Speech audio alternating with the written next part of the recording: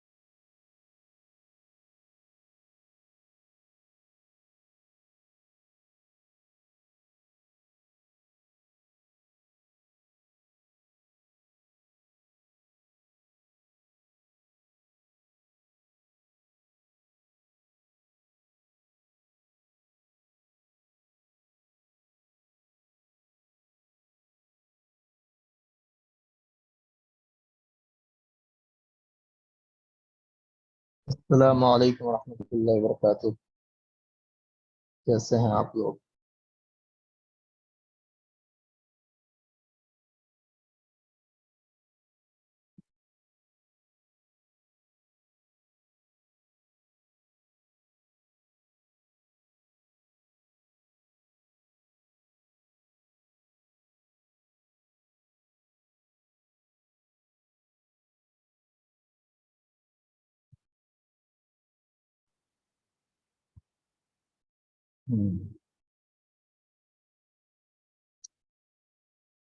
Screen سارے لوگوں کو شیئر ہو رہی ہے، شو ہو رہی ہے؟ اگر نہیں ہو رہی ہے تو بتا دیں.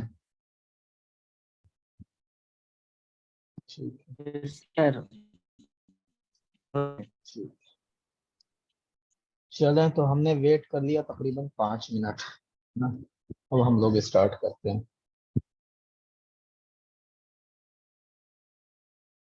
ٹھیک ہے.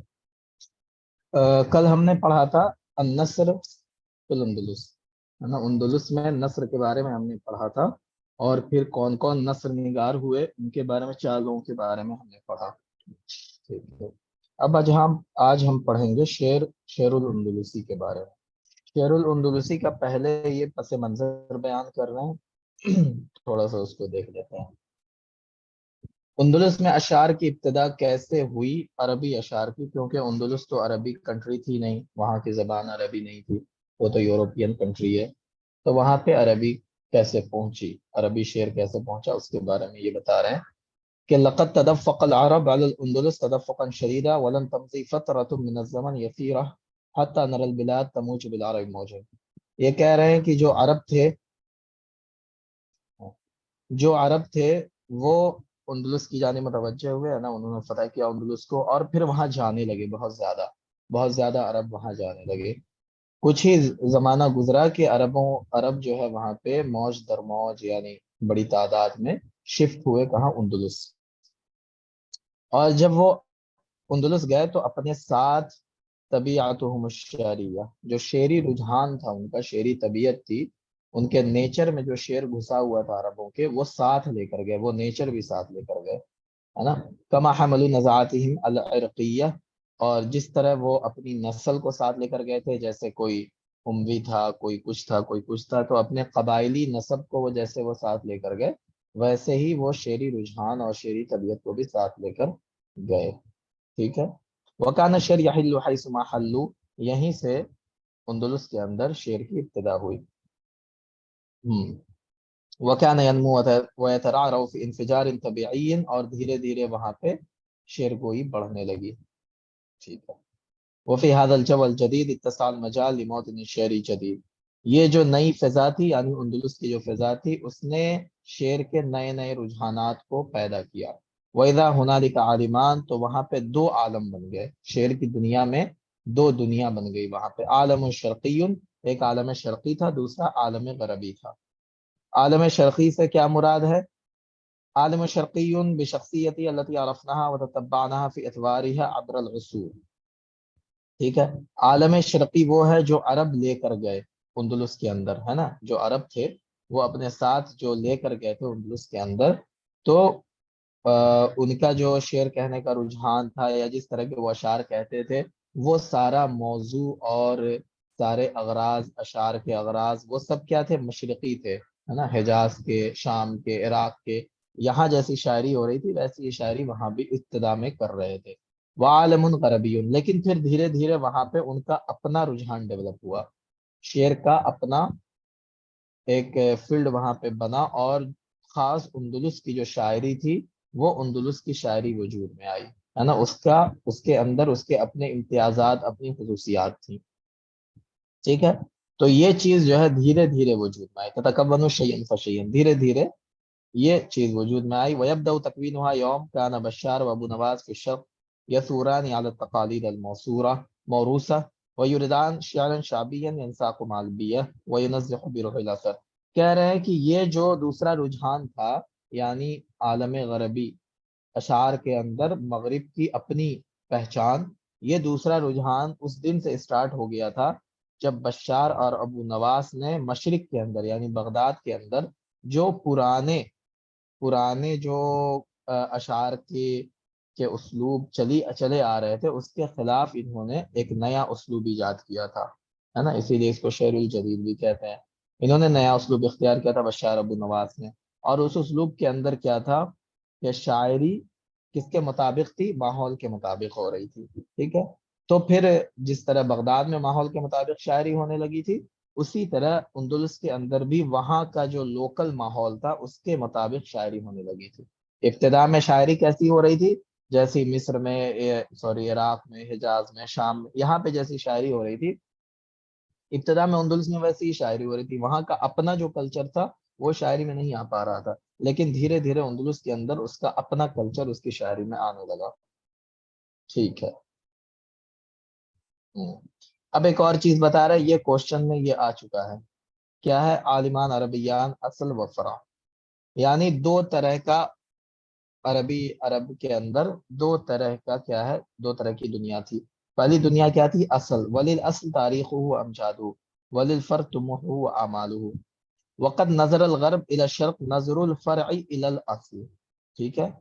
ایک اصل ہوتی ہے یعنی کسی چیز کی جڑ ہوتی ہے، بنیاد ہوتی ہے، اور دوسری کیا ہوتی ہے، اس بنیاد سے پھوٹی ہوئی برانچز ہوتی ہیں، اس کو فرع کہتے ہیں، ہے نا؟ جیسے ایک پیڑ ہے، پیڑ کی ایک اصل ہے، اصل کا مطلب کیا ہوا، اس کی جڑ، پھر وہ پیڑ بڑا ہوا، اس سے کیا ہوا، ایک شاخ نکلی، ایک برانچ نکلی دائیں، ایک نکلی بائیں، ایک اوپر ایک نیچے، تو الگ الگ برانچز نکلنے لگی۔ تو اسی طرح بتا رہے ہیں کہ جو اصل اصل عربی دنیا تھی، اس کے اندر کیا، اس کی تاریخ، ہے نا، عربی تاریخ، عربوں کا جو کارنامہ تھا اس کو بیان کیا جا رہا تھا، ٹھیک ہے؟ لیکن جو فرع تھا، فرع کے اندر کیا تھا، ان کی امیدوں کو بیان کیا جا رہا تھا، ہے نا؟ تو یہ جو اندلس تھا یعنی مغربی شعراء جو تھے، یہ مشرق کو کیسے دیکھتے تھے، جیسے ایک برانچ اپنی اصل کو دیکھتا ہے۔ تو برانچ جب اپنی اصل کو دیکھتا ہے تو وہ کیا کرتا ہے بتائیں؟ وہ کیا کرتا ہے؟ برانچ چاہتا ہے کہ وہ بھی اصل کی طرح بن جائے، ہے نا؟ وہ اصل کی چیزوں کو اڈاپٹ کرنا چاہتا ہے، جو بنیاد ہوتی ہے ویسا ہی بننا چاہتا ہے برانچ بھی، ہے نا؟ اسی کے اصول کو استعمال کرتا ہے، جو اصول، جو قواعد اصل جگہ بنائی جاتی ہے، اسی کے قواعد کو استعمال کرتا ہے۔ تو جو غرب تھا یعنی اندلس تھا، وہ مشرق کی طرف یعنی بغداد، عراق، ہے نا، شام، حجاز، یہاں پہ یہاں کے شعراء کو، یہاں کے ادبا کو اپنی اصل مانتا تھا، ٹھیک ہے؟ وفی عزم على مواصلة الحرکت الشعریہ فی اوج ما وصلت الیہ، اور وہ یہی چاہتا تھا کہ وہاں پہ ویسی ہی شعری حرکتیں وجود میں آئیں جو یہاں پر تھیں، ٹھیک ہے؟ وفی تمام فی تقلید الحیاتی والادبی، وہ زندگی میں بھی اور ادب میں بھی ہر چیز میں کیا کرنا چاہتا تھا، تقلید کرنا چاہتا تھا، تقلید کرنا چاہتا تھا، کس کا؟ شرق کا، ٹھیک ہے؟ وقت قلد مستطاعت تقلید، اور جتنا وہ ان کی تقلید کر سکتا تھا اتنی تقلید کرتا تھا، یعنی غرب جو ہے وہ شرق کی تقلید کرتا تھا۔ چلیں، وکان دائم تطلع الی دمشق و بغداد والمدینہ، یہی وجہ تھی کہ جو اندلس کے لوگ تھے وہ ہمیشہ دمشق کے بارے میں، بغداد کے بارے میں اور مدینہ کے بارے میں کیا جانکاری رکھتے تھے، ہمیشہ جانکاری رکھتے تھے، تاکہ جیسا جیسا شعری رجحان، جیسا ادبی رجحان مشرق میں پیدا ہوتا، اس کا اثر وہاں بھی نظر آتا تھا، ہے نا، مغرب میں بھی نظر آتا تھا یعنی اندلس میں بھی۔ یہ تو ہو گئی ان کی بات۔ اب کہہ رہے ہیں وَنَظْرُ الشَّرْقِ إِلَى الْغَرْبِ نظرۃ استصغاء، لیکن جو مشرقی لوگ تھے یعنی بغداد کے، حجاز کے، یمن کے، شام کے، یہاں کے جو شعراء ادبا تھے، وہ مغرب کو یعنی اندلس کو بہت ہی چھوٹی نظر سے دیکھتے تھے، ہے نا؟ وہ یہ سمجھتے تھے کہ وہ تو ہمارا بچہ ہے، ہماری اولاد ہے، تو اس کی چیزوں کو مشرق اڈاپٹ نہیں کرتا تھا، بلکہ مشرق کی چیزوں کو مغرب اڈاپٹ کرتا تھا، اندلس اڈاپٹ کرتا تھا۔ بس یہی بتا رہے ہیں۔ لیکن کہہ رہے ہیں امکان القرن الحادی عشر، جب 11ویں صدی آئی تو اندلس کی جو اپنی پہچان تھی وہ مضبوط ہو گئی، ہے نا؟ اب اس نے مشرق کی طرف دیکھنا چھوڑ دیا، اب اس نے اپنی پہچان ڈیولپ کی۔ وحتی اخذ الاندلسیون یعرضون شیئا فشیئا عن المشارقہ، اور دھیرے دھیرے جو اندلس کے لوگ تھے یا وہاں کے ادبا شعراء جو تھے، وہ دھیرے دھیرے کیا ہوا، مشرقی لوگوں سے اعراض کرنے لگے، یعنی ان سے ہٹ گئے، اب ان کو مشرق کی ضرورت نہیں تھی، انہوں نے خود اپنا ڈیولپ کر لیا۔ وَيَجِدُونَ عِنْدَهُمْ الْعَالِمْ وَالْأَدِيبُ وَالشَّاعِرُ مَنْ يُنَافِسُونَ بِهِ الْمَشْرِقِ، اور خود ان کے اندر یعنی اندلس کے اندر ہی ایسے عالم، ادیب اور شاعر پیدا ہو گئے جو مشرق کے عالم، ادیب اور شعراء سے کیا کرتے تھے، مقابلہ کرتے تھے، ہے نا؟ تو ابتدا میں وہ مشرق کی تقلید کر رہے تھے، لیکن بعد میں خود انہوں نے اپنی پہچان ڈیولپ کر لی۔ چلے، یہ ہو گیا۔ وقد اخذوا في جمع الشعر الاندلسي فوزع ابو الولید الحميري کتاب البدیع في وصف الربیع، ہے نا؟ اب یہ بتا رہے ہیں کہ یہ چند کتابیں ہیں جن کے اندر ان اندلسی ادبا شعراء کا تذکرہ ہے جنہوں نے مشرق کے علاوہ اپنی خود کی پہچان ڈیولپ کی تھی۔ تو اس میں کون سی کتاب ہے؟ البدیع فی وصف الربیع، اس کے اندر ابو الولید حمیری نے لکھا ہے۔ اسی طرح دوسری صدی میں ایک کتاب ہے الذخیرہ فی محاسن اہل الجزیرہ، یہ کس کی کتاب ہے؟ ابن بسام کی، اس نے بھی اپنی کتاب کے اندر یہی لکھا ہے۔ پھر ایک کتاب قلائد الاقیان ہے فتح بن خاقان کی، اس نے بھی اپنی کتاب کے اندر یہی چیزیں لکھی ہیں کہ کیسے بڑے بڑے ادبا اور شعراء مصر، وہاں اندلس کے اندر پیدا ہوئے اور انہوں نے اپنی خود کی پہچان ڈیولپ کی، ٹھیک ہے؟ چلے، شيوع الشعر في الأندلس. شاع الشعر في الأندلس شيوعا واسعا جدا وانتشر في جميع الطبقات، فزاوله الملوك والوزراء وأنشره القضاة والعلماء وقاله الأعمى المتسول والساعي المتجول، وفاه به القائد في مقدمة الجيوش والجند في ميادين القتال، حتى لا تحسبوا أن الشعر في الأندلس لغة الحياة وأن الحياة شعر وألحان. اس پورے پیراگراف میں انہوں نے کیا کہا کہ دھیرے دھیرے اندلس کے اندر شعر عام ہو گیا، بہت زیادہ پھیل گیا، ہر طبقے کے اندر پھیل گیا، بادشاہ ہو، وزیر ہو، قاضی ہو، عالم ہو، ہے نا، مانگنے والا ہو، ہے نا، یا گھومنے پھرنے والا ہو، ہے نا، لشکر کا قائد ہو یا لشکر میں لڑنے والا فوجی ہو، ہر ایک کے اندر شعر عام ہو گیا، یہاں تک کہ یہ سمجھا جانے لگا کہ اندلس میں شعر کیا ہے؟ زندگی کی زبان ہے، اور زندگی کیا ہے؟ شعر اور الحان ہے، یعنی شعر اور نغمہ، یعنی نغمہ، یہ شعر جو ہے وہ زندگی ہے اور زندگی شعر ہے، ایسا لگنے لگا، ہر آدمی شعر کہہ رہا ہے، ہر آدمی شعر کہہ رہا ہے، وہ کوئی ہو، چاہے فقیر ہو، امیر ہو، وزیر ہو، بادشاہ ہو، لشکری ہو، فوجی، کوئی بھی ہو، ہر ایک کی زبان پہ شعر جاری ہے نا، تو ایسا لگتا تھا جیسے اندلس کے اندر شعر ہی زندگی ہے اور زندگی شعر کا دوسرا نام ہے، ایسا لگ رہا تھا، ٹھیک ہے، بس یہی بیان کر رہے ہیں۔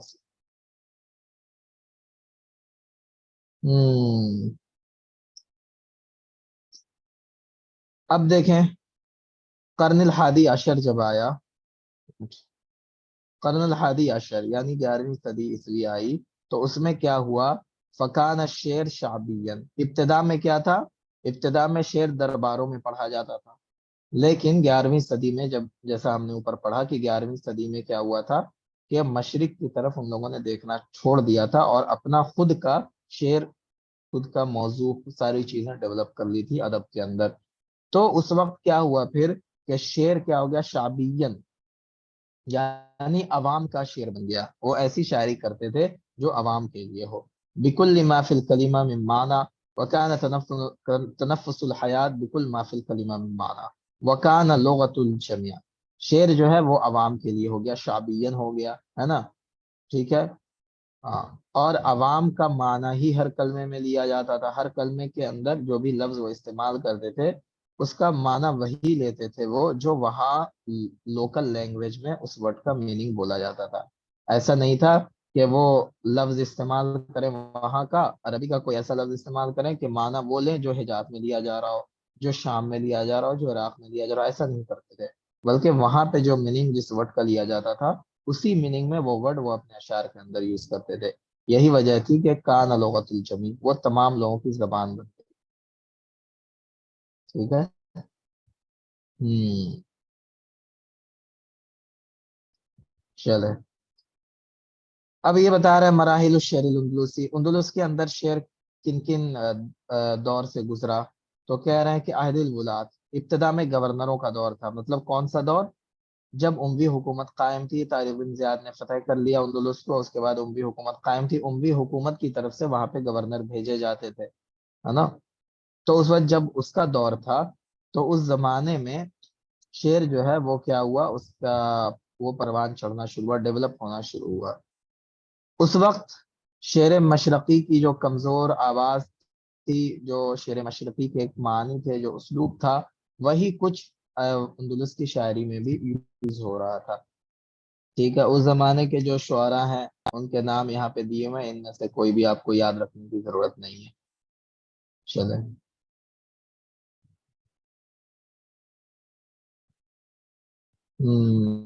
اب دیکھیں یہاں پہ وقت ظہرت فی هذا العہد الاراجیز التاریخیہ کما ظہرت الموشحات علی ید شاعر ضریر ہوا مقدم القدری، ہم نے پڑھا ہے کہ اندلس میں دو طرح کی شاعری وجود میں آئی تھی، موشحات اور ازجاز، تو یہاں پہ موشحات کے بارے میں بتا رہے ہیں کہ ایک شاعر تھا مقدم القدری، اسی نے موشحات کو ڈیولپ کیا تھا، شروع کیا تھا، ہے نا، اور کب شروع کیا تھا؟ فی اواخر زمن الولات، ولاد کے آخری دور میں، وانتشر شعرا نوریات انتشارا شدیدا، اسی طرح شعر نوری جو ہے، نوریات، اس کا بھی رجحان وہاں پیدا ہوا، نوریات کسے کہتے ہیں؟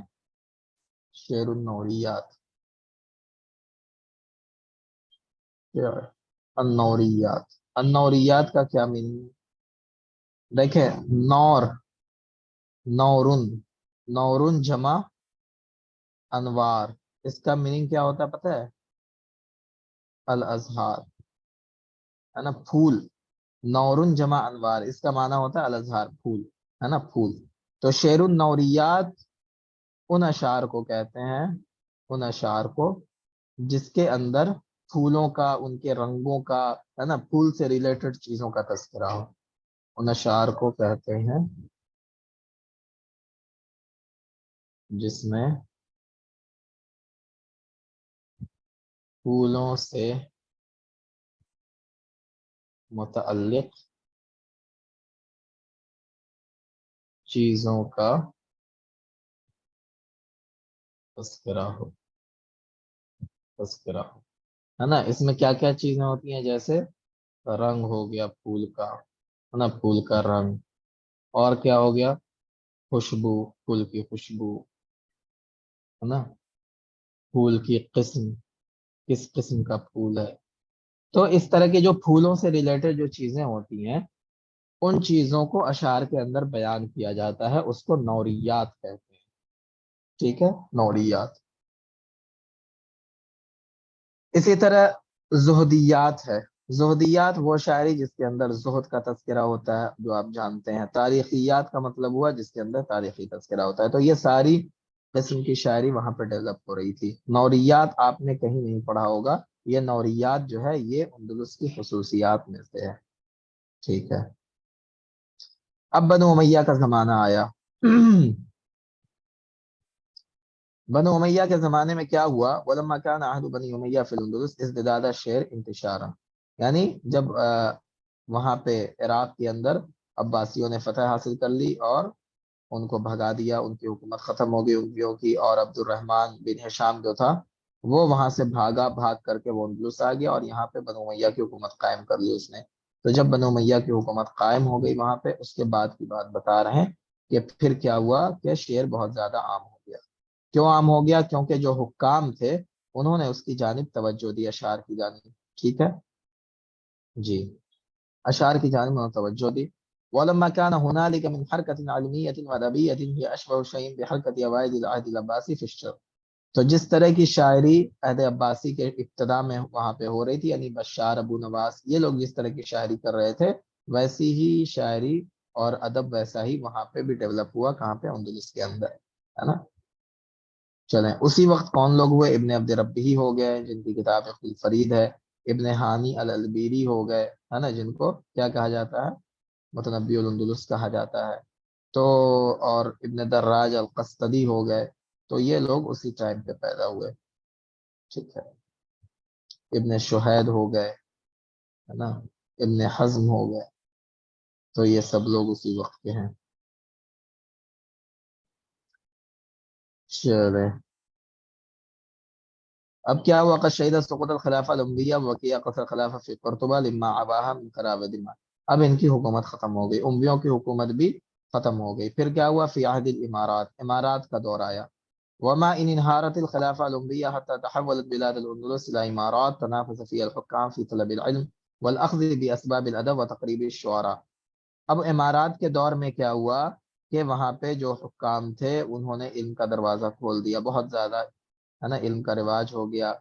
उसके बाद अदब को आम करने के असबाब इख्तियार किए जाने लगे, शुअरा को अपने करीब किया जाने लगा। बल तनाफसु फी नज़्म शेर, बल्कि हर हाकिम क्या कहता था कि तुम हमारे लिए शेर कहो, हमारे लिए शेर कहो। तो शेर को लिखने में या पेश करने में एक दूसरे से मुकाबला होने लगा।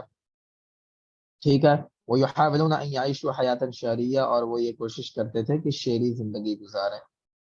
इस दौर में, है ना, जो मशहूर क्या हुआ? अल-मुअतमद बिन अब्बाद, ये कौन था? इशबिलिया का। उसके बाद इब्न जैदून।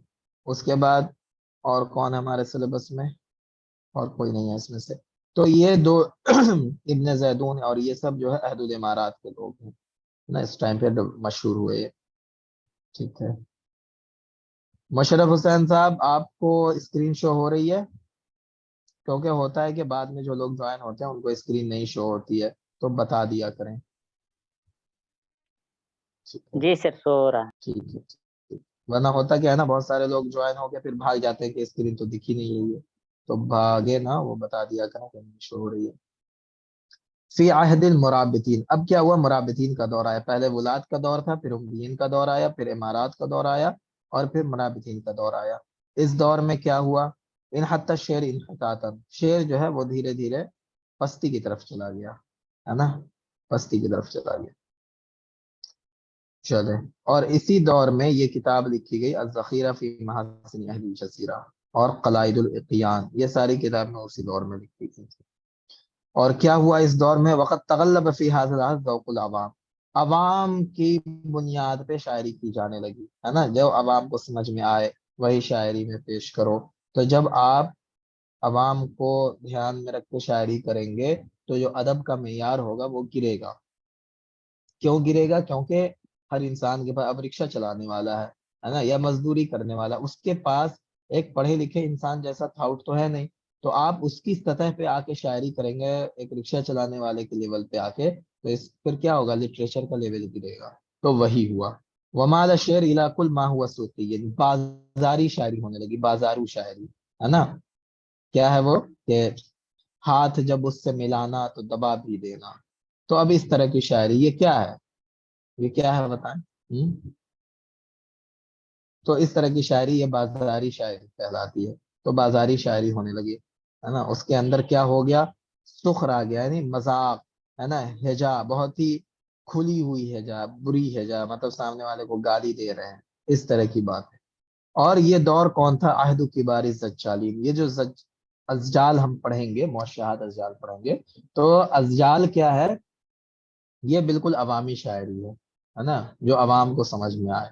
جیسے ہمارے یہاں بھوجپوری سانگ لے لیجیے، بہار میں بھوجپوری سانگ گایا جاتا ہے، تو بھوجپوری سانگ کیا ہے، اس کے اندر کیا لٹریچر، ادب ہوتا ہے؟ ادب نہیں ہوتا ہے اس کے اندر، ہے نا، وہ کھیت میں کام کرنے والے لوگ ہیں، مزدوری کرنے والے ہیں، بس انہیں کو سننے میں اچھا لگتا ہے۔ اس کے اندر فحش گوئی ہوتی ہے نا، اور کیا ننگا پن ہوتا ہے، الفاظ ایسے ایسے استعمال کیے جاتے ہیں جو ایک شریف آدمی استعمال نہیں کرنا چاہے گا، تو وہ سب کچھ ازجال کے اندر پایا جاتا تھا، ٹھیک ہے، تو وہ اس دور میں وہ ڈیولپ ہوئی وہ شاعری۔ چلے، اور کچھ اچھے شاعر بھی تھے جیسے ابن خفاجہ ہیں جو ہمارے سلیبس میں ہے نا، ان کو کیا کہا جاتا ہے بتائیں؟ ابن خفاجہ کو شاعر الطبیعہ کہا جاتا ہے نا، اور کیا کہا جاتا ہے، صنوبری الاندلس کہا جاتا ہے، تو یہ ابن خفاجہ ہیں۔ اسی طرح شعر زجل کا جو مشہور ہوا ابن قزمان ہوا، وہ جب ہم پڑھیں گے تو اس میں پڑھیں گے لوگ۔ پھر آ گیا موحدین کا دور،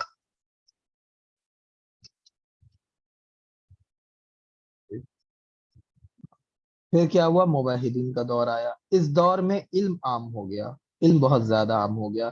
تو جیسے بڑے بڑے جو عالم ہوئے، ابن طفیل فلسفی تھے، ابن رشد فلسفی تھے، ابن عربی فلسفی تھے، ہے نا، ابن زہر، ابن البیتار، تو اس طرح کے بڑے بڑے فلسفی جو ہوئے وہ اسی دور میں پیدا ہوئے، ٹھیک ہے۔ ہاں، اب پھر بنو احمر کا دور آیا، اس دور میں لسان الدین خطیب جیسے بڑے بڑے خطیب پیدا ہوئے، اس میں کچھ ہے نہیں اس لیے اس کو ہم لوگ کراس کرتے ہیں۔ چلیں، اب یہ بتا رہے ہیں موضوعات الشعر الاندلسی، اندلسی شاعری کے موضوعات کیا کیا تھے۔ تو ابتدا میں وہی موضوعات تھے جو مشرق میں شاعری ہو رہی تھی، یعنی مدح تھا، رثا تھا، غزل ہے، خمر کی شاعری ہو رہی تھی، وصف ہو رہا تھا، حماسہ ہو رہا تھا، فخر، حجاز، زہد، حکمہ، جو اس طرح کی شاعری ہو رہی تھی وہ ساری چیزیں پائی جا رہی تھی، لیکن جو چیز الگ تھی وہ یہ تھی، وصف الطبیعہ، ہے نا، یعنی نیچر کا، کیونکہ ہم نے پڑھا تھا کہ اندلس کے اندر خوبصورتی بہت زیادہ تھی، ہے نا، نیچرل ریسورسز کی خوبصورتی، یعنی پہاڑ خوبصورت ہیں، وادیاں ہیں، نہریں ہیں، ہے نا، تو اس طرح کی، جیسے ہم سمجھنا کہ کشمیر کے اندر کس طرح کی خوبصورتی ہے، نیچرل خوبصورتی ہے، تو اس طرح اندلس اسپین کے اندر بھی نیچرل خوبصورتی پائی جاتی تھی۔ تو اس خوبصورتی کی وجہ سے جو وہاں کے شعراء تھے وہ اس پر شعر کہنے پر مجبور ہوئے، ہے نا، جیسے اردو میں بھی ہمارے شعراء نے کیا کہا، کشمیر کے اوپر اشعار کہے کہ جنت نشان کشمیر، ہے نا، اس طرح کی شاعری کی، کیا شاعری کی، تاج محل کے اوپر شاعری کی، تاج محل کی خوبصورتی کے اوپر، تو یہ شعر الطبیعہ کہا جاتا ہے، تو شعر الطبیعہ اس کو کہتے ہیں۔ تو وصف الطبیعہ یعنی نیچر کو اپنے اشعار میں بیان کرنا، ہے نا، باغات کو، پھولوں کو، باغات کو، پھولوں کو، ہے نا، جو چیزیں وہ دیکھتے ہیں، خوبصورت وادیاں ہیں، ان چیزوں کا اپنی شاعری میں بیان کرنا، یہ چیز کہاں کی؟ وصف الطبیعہ، یہ اندلس کی خصوصیت ہے نا، اندلس کی خصوصیت ہے وصف الطبیعہ، ٹھیک ہے، وصف الطبیعہ۔ اور وہ طبیعت کو یعنی نیچر کو کیسے دیکھتے تھے؟ شخصاً حیاً، جیسے وہ کوئی زندہ انسان ہو، ہے نا۔ اب جیسے خوبصورت وادی ہے، تو اب بول رہے ہیں کہ میں فلاں وادی کے پاس سے گزرا، تو وہ وادی مجھ سے کہہ رہی تھی، کیا کہہ رہی تھی؟ اب کچھ بھی کہہ رہی تھی، ہے نا۔ تو اب اس کو ایسے پیش کر رہے ہیں جیسے وہ کوئی انسان ہو، کوئی زندہ انسان ہو۔ اب کسی پھول کے اوپر شاعری کر رہے ہیں، تو کیا کر رہے ہیں؟ اس پھول کی پنکھڑیاں، اس کے اندر جو گلابی پن ہے وہ ایسا ہے جیسے کسی حسین کا گال ہو، ہے نا، اس کے رخسار ہوں، ہاں، اس کے اندر نرمی ایسی ہے جیسے ریشمی بال ہوں۔ تو یہ کوئی انسان بنا کے پھول کو پیش کیا جا رہا ہے، تو یہ کیا ہے؟ وصف الطبیعہ، یہ اندلسی شاعری کی خصوصیت ہے۔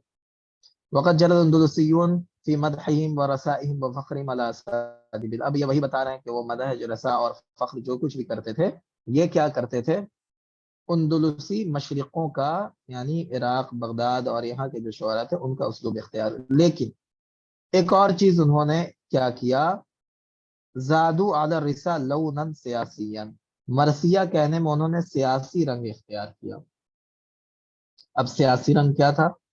دیکھیں، یہاں پہ جو مرثیہ کہا جا رہا تھا مشرق میں، وہ مرثیہ کیا کہا جا رہا تھا؟ کوئی مر گیا، ہے نا، کسی کی بہن مر گئی، کسی کا بھائی مر گیا، کسی کی ماں مر گئی، کسی کی معشوقہ مر گئی، تو اس کا مرثیہ کہتا تھا وہ۔ لیکن اندلس کے اندر ایک نیا مرثیہ کی قسم ڈیولپ ہوئی کہ جو حکومتیں ختم ہوئی، ہے نا، جو محل توڑے گئے، تو ان محلوں کے کھنڈرات پہ بھی مرثیہ کہتے تھے، ہے نا، ان حکومتیں کو اوپر مرثیہ کہتے تھے کہ کیا شاندار حکومت تھی، یہ بادشاہ تھے، یہ بادشاہ تھے، وہ پھر ختم ہو گئے، ٹھیک ہے۔ تو یہ جو مرثیہ تھا نا، یہ مرثیہ اندلس میں ڈیولپ ہوا، ہے نا۔ اس طرح کا مرثیہ ہمارے یہاں بھی پایا جاتا ہے اردو شاعری میں، جیسے انہوں نے، کس نے؟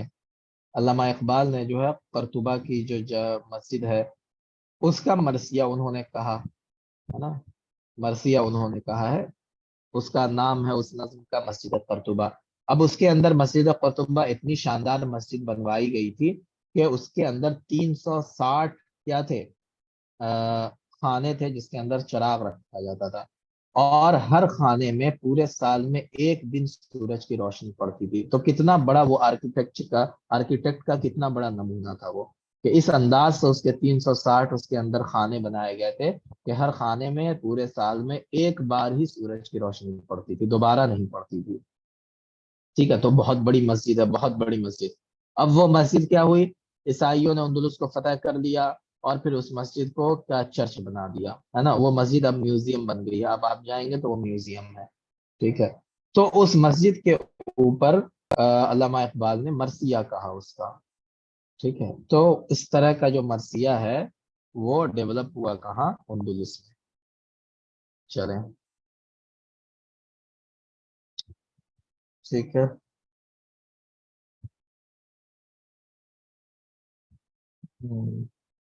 اور کچھ نہیں۔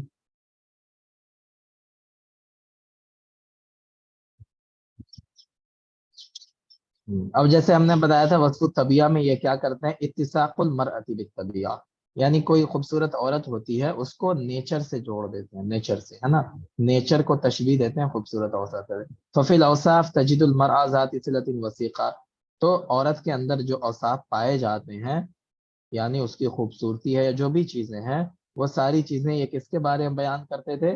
باغات کے بارے میں، پانی کی نہریں ہیں اس کے بارے میں، ہے نا، اس کو ایسا پیش کرتے جیسے وہ کوئی عورت ہو، خوبصورت عورت ہو، ٹھیک ہے، اس طرح سے پیش کرتے تھے اس کو۔ چلے، اب ہمیں پتا ہے کہ دو طرح کی شاعری وہاں پہ ڈیولپ ہوئی، کون سی؟ موشحات اور ازجال، ہے نا، دو طرح کی شاعری ہم نے پڑھی تھی کہ وہاں پہ ڈیولپ۔ اب موشحات کیا ہوتا ہے؟ دیکھیں، تضاربت الآراء فی شأن الموشح وتباینت الاقوال فی حقیقتی تباینہ شدیدہ فضواب ابن سنہ الملکی، یہ قول آپ یاد رکھیں، اس کا یہ قول پوچھا جاتا ہے۔ قول کیا ہے؟ کلام منظوم، کلام منظوم علی وزن मखसूस। ये मुअश्शहात की तारीफ की है किसने? किसने तारीफ की है? ये इब्न सना अल मलिक ने, इब्न सन्ना अल मलिक, है ना, इसने तारीफ की है इसकी। क्या तारीफ की है? कलामुन मंजूमुन अला वज़नी मखसूस। ठीक है, इब्न सना अल मलिक ने।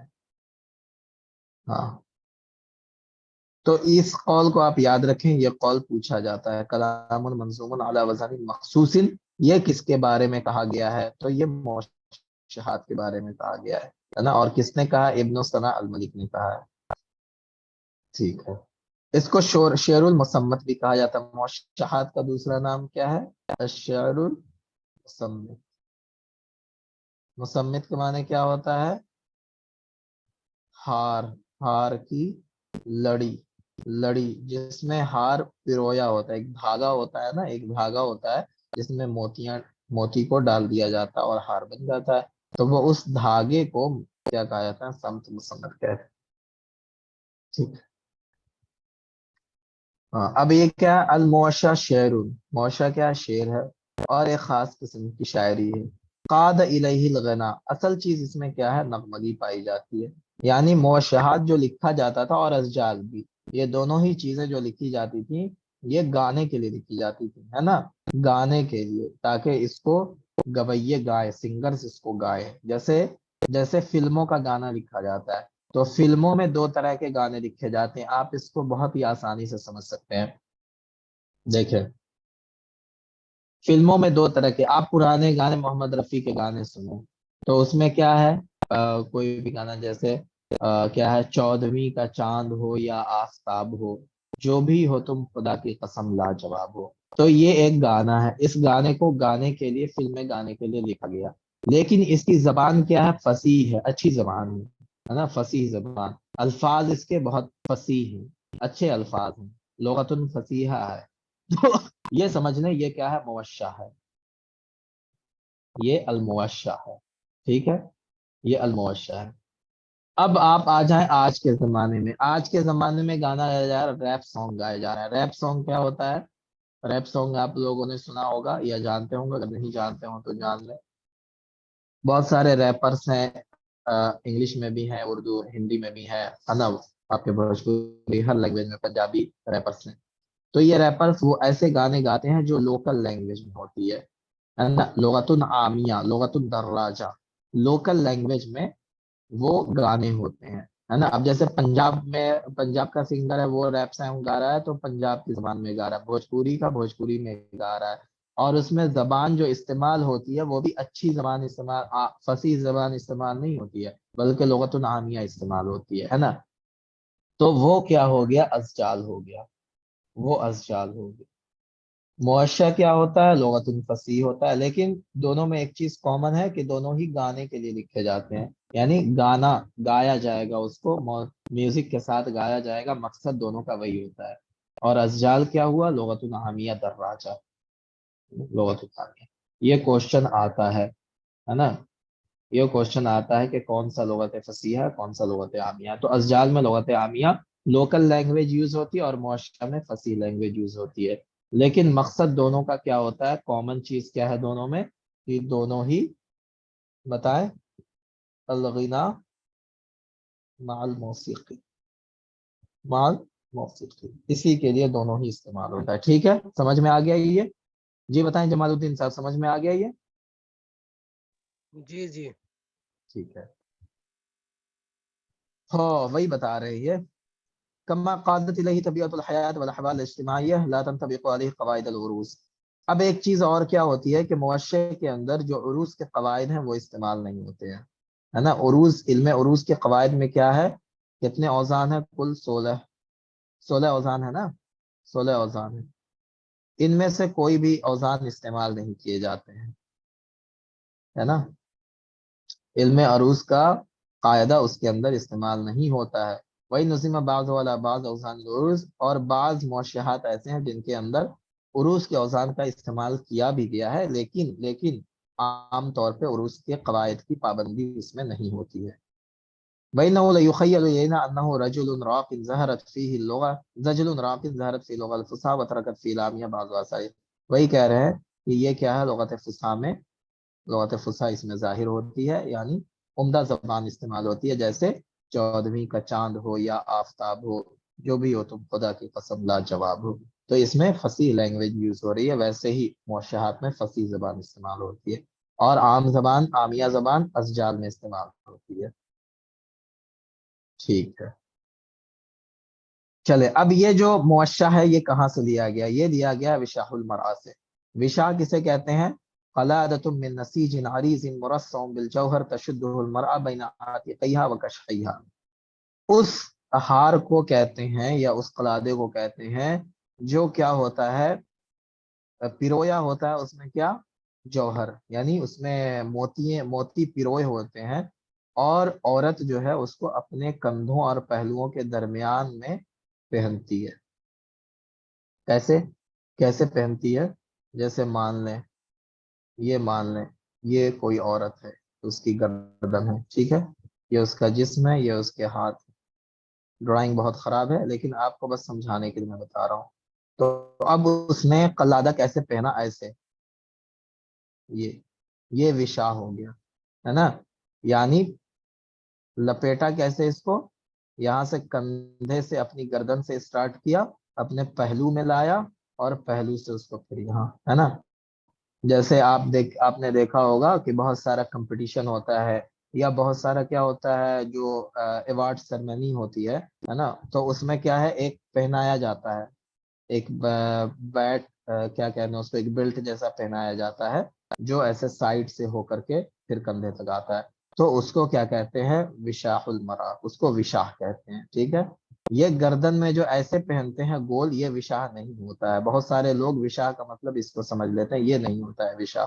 ٹھیک ہے نا، سمجھ میں آ گیا؟ یہ بتائیں، وشاح المرأة سمجھ میں آ گیا نا، کہ سائڈ سے گردن تک جاتا ہے، ٹھیک ہے، اس کو کہتے ہیں. وَالْأَنْدَلُسِيٌّ شَدِيدُ الشَّغْفِ بِمِثْلِ هَذَا التَّسْمِيَةِ وَلَا سِيَّمَا وَإِنَّهَا تُشِيرُ إِلَى الزَّخْرَفَةِ وَالتَّدْمِيقِ. تو یہ جو چیز ہے، یہ وہاں کی عورتیں استعمال کرتی تھیں، ہے نا، اس طرح کا ہار پہنا کرتی تھیں. وہیں سے لفظ لیا گیا موشح. ٹھیک ہے، چلیں.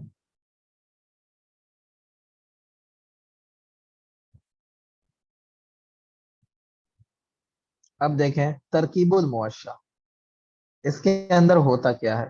ترکیب الموشح، المطلع والقفل الخرجہ. اچھا یہ بتائیں، اگر میں اس کو ایسے ہی آپ کو بتاؤں تو سمجھ میں آ جائے گا؟ آپ نے پہلے موشحات کے بارے میں پڑھا ہے؟ کسی نے بھی؟ جمال الدین صاحب آپ نے پڑھا ہے؟ جی سر پڑھا ہے. اچھا، تو آپ کو پتا ہے یہ مطلب قفل خرجہ، دور، جی بیت، یہ ساری چیز؟ جی جی جی جی پہلا لائن، ٹھیک، آخری لائن، ہاں ہاں، خارجہ، ٹھیک اور ہے، پہلا لائن مطلع، اور ہاں بایت، اور ٹھیک، ٹھیک ہے، جو ٹھیک. دور ہوتا ہے. صدام حسین صاحب، صدام حسین آپ کو پتا ہے؟ اس سے ٹھیک ہے، چلو. اچھا آپ لوگ اس میں بھی ہیں کیا، جو ایم اے والا بیچ چل رہا ہے اس میں بھی ہیں کیا، پرواز میں؟ نہیں سر. چلو چلو. اب یہ المطلع، القفل، اخرجہ، یہ تین چیزیں ہوتی ہیں. یتعلف الموشع میں مطلع یسمى مذہبا، مطلع کو مذہب بھی کہا جاتا ہے، یہاں سے موشع اسٹارٹ ہوتا ہے. وهذا المطلع هو المجموعة الأولى من الأجزاء وأقلها 2 فصاعدا إلى 8 أجزاء. اب یہ کہہ رہے ہیں کہ موشع کا جو سب سے پہلا جز جہاں سے اسٹارٹ ہوتا ہے وہ مطلع ہوتا ہے نا. کم سے کم مطلع 2 ہوتے ہیں، اور زیادہ سے زیادہ وہ 8 ہو سکتے ہیں، ہے نا، 8 اجزاء ہو سکتے ہیں. ولیس بضروری الوجود، اور ضروری نہیں کہ مطلب ہو ہی، ہے نا، یہ بھی ضروری نہیں. فإن وجد سمي الموشع تاما، اگر مطلب موجود ہوگا تو اس موشع کو موشع تام کہا جاتا ہے. وإن خلا سمي اقرا، اگر مطلب موجود نہیں ہوگا تو اس موشع کو موشع اقرا یا موشع ناقص بھی کہا جاتا ہے. ٹھیک ہے.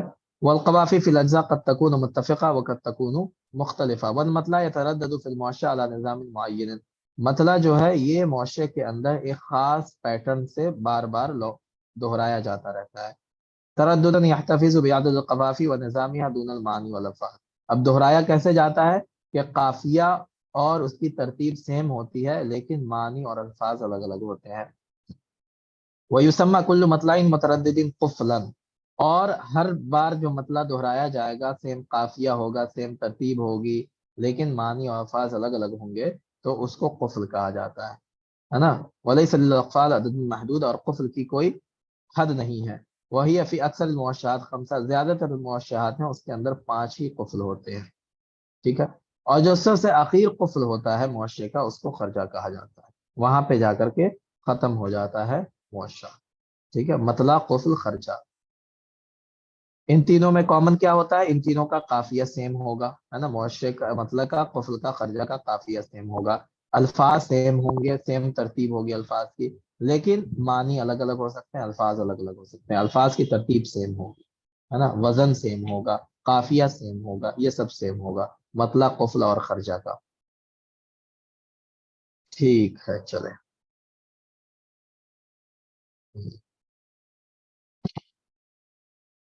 چلیں اس کے بعد کیا ہے؟ الخرجہ من اہم عناصر الموشہ، خرجہ جو ہے وہ سب سے اہم عنصر ہے، بل اہم علی الاطلاق، بلکہ سب سے اہم ہے. کیوں اہم ہے؟ کیونکہ یہ کیا ہے؟ معاشرے کی سب سے خوبصورت چیز ہے نا، معاشرے کا حسن ہے، معاشرے کا نمک ہے، اس کی خوشبو ہے، سب کچھ خرجہ ہے. ٹھیک ہے، خرجہ ہے تو خرجہ کا ہونا ضروری ہے. ولا بد فی البیع، اب کہہ رہے ہیں کہ خرجہ کا ہونا ضروری ہے نا. بغیر خرجہ کے مطلب وہ معاشرہ مکمل نہیں ہوتا ہے. اس کے اندر ہو سکتا ہے مطلع نہ ہو لیکن خرجہ اور قفل ضروری ہے. اس کے بعد ایک چیز ہوتی ہے دور. دور کسے کہتے ہیں؟ یتألف الموشع ایضا من الدور وهو ما يعقب المطلع في الموشع، مطلع کے بعد جو مصرے آتے ہیں ان کو دور کہا جاتا ہے. وَيَقَعُ بَيْنَ الْأَقْفَالِ، وہ اقفال یعنی قفل کے درمیان ہوتا ہے. یعنی یہ مطلع ہو گیا، ایک لائن مطلع ہو گئی، اس کے بعد اب یہ کیا ہو گیا؟ یہ ہو گیا مان لیں 3 لائن دور ہو گیا، ہے نا. اس کے بعد پھر یہ لائن قفل ہو گیا. تو قفل کے اور مطلع کے درمیان میں جو ہے وہ کیا ہے؟ دور ہے. پھر یہاں پہ 3 لائن دور ہو گئی، پھر یہاں پہ قفل ہو گیا، تو ان دونوں قفل کے درمیان میں کیا ہے؟ دور ہے. پھر یہاں پہ 3 لائن مان لیں کیا ہو گئی؟ دور ہو گئی، اور پھر یہاں پہ خرجہ ہو گیا. تو یہ جو ہے نا قفل، مطلع، خرجہ، ان کے درمیان میں یہ جو لائنیں ہیں یہ دور ہیں. ٹھیک ہے. وہ یتألف من اجزاء اقلها ثلاثہ، کم سے کم جو ہے دور میں 3 لائنیں ہوتی ہیں، اور زیادہ سے زیادہ فصائد خمسہ وہ 5 تک ہو سکتی ہیں، لیکن 5 سے زیادہ بہت ہی کم ہوتی ہیں. ایسا نہیں ہے کہ نہیں ہوتی، ہو سکتی ہیں لیکن کم ہوتی ہیں. ٹھیک ہے. وجمیع الادوار متماثلہ فی عدد الاجزاء دون المعانی والالفاظ والقوافی، جو ادوار ہیں یہ سارے کے سارے ادوار، 1 دور، 2 دور، 3 دور، یہ سب میں کامن کیا ہوگا کہ سب کا قافیہ سیم ہوگا، ہے نا، قافیہ سیم ہوگا، وزن سیم ہوگا سب کا. ٹھیک ہے. معنی اور الفاظ الگ الگ ہو سکتے ہوتے ہیں. ٹھیک ہے.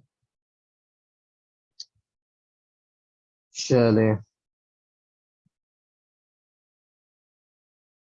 اب دیکھیں الدور مع القفل الذي یلیہ یسمى بیتا. اب دور اور قفل مل کر کے کیا کہلاتا ہے؟ دور اور قفل. یہ قفل ہو گیا اور یہ دور ہو گیا، ہے نا، یہ دور ہو گیا. تو یہ دونوں مل کر کے کیا کہلائے گا؟ بیت. قفل اور دور مل کر کے بیت کہلائے گا. ٹھیک ہے، اس کو ایک بیت کہا جاتا ہے. وہی کہہ رہے ہیں الدور مع القفل الذي یلیہ یسمى بیتا، ہے نا. دونوں مل کر کے ایک بیت بن جاتا ہے. مطلع میں مطلع بیت میں نہیں آتا ہے نا. قفل یعنی پہلے دور ہوگا، پھر اس کے نیچے جو قفل ہوگا وہ دونوں مل کر کے ایک بیت بنے گا. اب ایک چیز ہوتی ہے الغصن الصمت، یہ دونوں ہی کہتے ہیں. الجزء فی المطلع والقفل والخرجہ یسمى غصنا. ٹھیک ہے. جیسے جیسے یہ ہے نا، یہ مل کر کے ایک مطلع بنا، ایک مطلع بنا. اب اس مطلع میں یہ کیا ہے؟ ایک غصن ہو گیا، یہ دوسرا غصن ہو گیا. ٹھیک ہے. اب پھر کیا ہوگا؟ یہ آ گیا دور، پھر کیا ہوگا؟ یہ آ گیا قفل. تو قفل میں یہ ایک غصن اور یہ دوسرا غصن. ٹھیک ہے. پھر یہ آ گیا کیا؟ یہ آ گیا دور. پھر آ گیا خرجہ، خرجہ کا ایک اور یہ 2، ہے نا، غصن ہو گیا. یہ غصن کہلاتا ہے. جو پارٹ ہوتا ہے مطلع کا، قفل کا اور خرجہ کا، وہ ہر ایک پارٹ ایک غصن کہلاتا ہے. واقل عدد اقسام المطلع اثنان من نفس القافیہ کا قول لسان الخطیب. اب کہہ رہے ہیں کہ کم سے کم دو غصن ہوتے ہیں ایک مطلع کے اندر.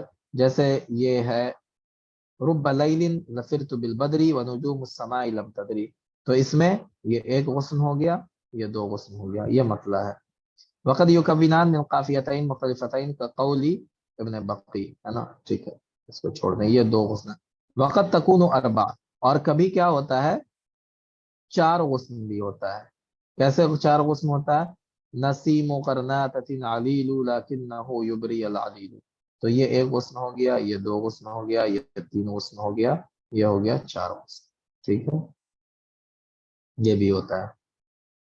چلے وهذا العدد من الاغصان هو الاكثر انتشارا عند الوشاحين ولكنهم من تجاوز الحد حتى اغرب والمبالغه في زياده ضرب من التكلف، کوئی خاص چیز نہیں. والجزء من الدور يسمى سمتا، اب دور کے اندر جو اجزاء ہوتے ہیں ان کو سمت کہا جاتا ہے. جیسے یہ تینوں مل کے کیا بنا؟ دور بنا، لیکن ایک سمت یہ ہوئی، دو سمت، تین سمت، تو اس کے اندر تین اسمات ہیں. اس طرح ہم کہہ سکتے ہیں کہ تین اسمات ہیں اس کے اندر، ایک ایک لائن جو ہوگی وہ ایک سمت کہلائے گی، سمت کہلائے گی. وقد یکون السمت مفردا او مرکبا من فقرتین او اکثر، کبھی کیا ہوتا ہے کہ کبھی مفرد سمت ہوتی ہے، جیسے یہاں پہ ہم نے جو دیا وہ مفرد ہے سمت، لیکن کبھی کبھی دو سمت بھی ہو سکتی ہے. جیسے یہ ہے مطلع، یہ مطلع ہو گیا. اب ایک سمت یہ ہے، دوسری سمت یہ ہے، تین سمت، چار سمت، پانچ سمت، چھ سمت، تو اس طرح بھی سمت ہو سکتا ہے نا. چلے ففی قول ابن القزاز مثلا نجید السمت مرکبا من اربع فقرات، چار فقروں سے مل کر بنا ہوا ہے سمت. ٹھیک ہے، جیسے بدر تم شمس الضحا حسن النقا مسک شم، تو اس میں کتنے سمت ہیں؟ ایک، دو، تین، چار. تو ان چار اجزاء سے مل کر کے ایک سمت بنا ہوا ہے، چار فقروں سے مل کر کے ایک سمت بنا ہوا ہے. تقفیت الموشحات ووزنها، اب یہ بتا رہے ہیں کہ مما لا شک فی ان الموشحات شعر عربی، یہ عربی شعر ہے، لیکن ان هذا الشعر قام فی الاساس على قاعدة القافیہ والوزن التي قام عليها سائر الشعر العرب، اس کے اندر قافیہ اور وزن تو پایا جاتا ہے، لیکن جو خلیل نے وضع کیے ہیں، جو اصول بنائے ہیں، ان سے یہ کیا ہے؟ خالی ہے، آزاد ہے. یتحرر من القیود التقلیدیہ، اور اس کے اندر اہم چیز کیا ہے؟ بتأثیر الغناء والبیہ، جو ماحول ہے وہ پایا جاتا ہے اور موسیقی پائی جاتی ہے. ٹھیک ہے، دو چیزیں. چلیں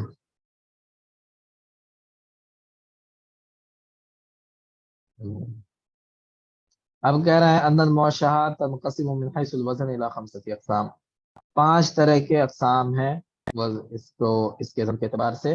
پہلی قسم کیا ہے؟ جس میں تقلیدی اوزان استعمال کیے، یعنی جو 16 اوزان ہیں شعر کے ان میں سے کوئی وزن استعمال کیا گیا، اس طرح کا بھی موشح ہے.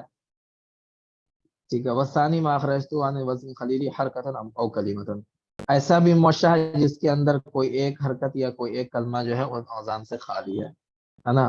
پھر تیسرا کیا ہے کہ ایک ہی موشح ہے لیکن اس کے اندر ایک سے زیادہ اوزان استعمال ہوئے ہیں. قصیدے میں کیا ہوتا ہے؟ عربی قصیدے میں کہ ایک قصیدہ ہو تو اس میں ایک ہی طرح کا وزن استعمال ہوگا، ہے نا. بحر کامل ہے تو بحر کامل ہی ہوگا، بحر طویل ہے تو بحر طویل ہی ہوگا. لیکن بعض موشحات ایسے ہیں جس میں بحر طویل بھی ہے، بحر کامل بھی ہے، بحر خفیف بھی ہے، بحر بسیط بھی ہے نا. تو سب استعمال ہو گئے ہیں. والرابع ما له وزن من غیر الاوزان الخلیلیہ یدرک السمع عند قراءته، اور کچھ ایسے ہیں جن میں کوئی وزن ہی استعمال نہیں ہوا ہے نا، کوئی وزن 16 اوزان میں سے کوئی وزن نہیں استعمال ہوا. ٹھیک ہے. والخامس ما ليس له وزن يدرك السمع عند قراءته ولا يوزن الا بالتلحين وذلك بمد حرف وقصر آخر، بعض ایسے ہیں کہ اس کے اندر بس کیا ہے؟ نغمگی ہے نا، بس ردھم پایا جا رہا ہے. جیسے شعر حر ہوتا ہے، شعر حر کے اندر کیا ہوتا ہے؟ ایک ردھم پایا جاتا ہے لیکن کوئی وزن نہیں ہوتا ہے. تو اس طرح کے بھی ہے، ان کا وزن جو ہے وہ صرف پڑھنے سے سمجھ میں آتا ہے، تلحین سے، گانے سے سمجھ میں آتا ہے نا. ایک خاص کوئی وزن اس کے اندر موجود نہیں ہے، کوئی پیٹرن نہیں ہے، بس ردھم اس کے اندر پایا جاتا ہے. ایک لائن چھوٹی ہے، ایک لائن بڑی ہے، ایسا بھی ہو سکتا ہے. تو اس طرح کے بھی ہیں. ٹھیک ہے. چلے تو یہ 5 قسم کے کیا ہے موشحات کا وزن ہوتا ہے. یہ کوئی بہت امپورٹنٹ چیز نہیں ہے، اس کو آپ نہیں بھی یاد رکھیں گے تو بھی چلے گا، بس ذکر کر دیا ہے تو ہم نے بتا دیا آپ کو، تاکہ کچھ نہ کچھ ذہن میں رہے، اگر بائی چانس آ گیا تو آپ کچھ نہ کچھ تو کر دیں. اب بتا رہے ہیں کہ توشیح موشحات کا فن جو ہے یہ کیسے وجود میں آیا، کیسے. النشأۃ فن تشیح کانت بالاندلس، اندلس میں پیدا ہوا، سب لوگ جانتے ہیں، ہے نا. اول من صنع اوزان، ہے نا. اول من صنع اوزان هذه الموشحات، یہ کون ہے؟ محمد بن حمود القبری الزری، ہے نا. محمد بن حمود القبری الزری. بعض لوگوں کا کہنا ہے کہ ابن عبد ربی ہی نے اس کو اسٹارٹ کیا ہے، سب سے پہلے عبد الفرید کے اندر انہوں نے موشحات کا تذکرہ کیا ہے، لیکن یہ بات جو ہے بہت زیادہ معتبر نہیں ہے، بلکہ ان المخترع لها بجزیرۃ الاندلس المقدم بن معافی القبری، یہ اصل انسان ہے. اس کا نام آپ یاد رکھیں، مقدم بن معافی. یہ جو ہے نا یہ ہے اصل موجد، ٹھیک ہے، اس نے اسٹارٹ کیا ہے. چلیں. واول من برع فیہ منہم عبادہ بن قزاز شاعر المعتصم صاحب المریہ، اور جو سب سے ماہر ہوا، سب سے ماہر وہ کون ہوا؟ عبادہ بن القزاز، القزاز، عبادہ بن القزاز، ہے نا. یہ معاشرے کا سب سے ماہر شاعر، ماہر شاعر، سب سے بڑا شاعر. اور یہ کون ہے؟ یہ موسس ہے، موسس ہے موشحات کا، ٹھیک ہے. مقدم بن معافی، عبادہ بن القزاز، یہ سب سے ماہر شاعر ہے.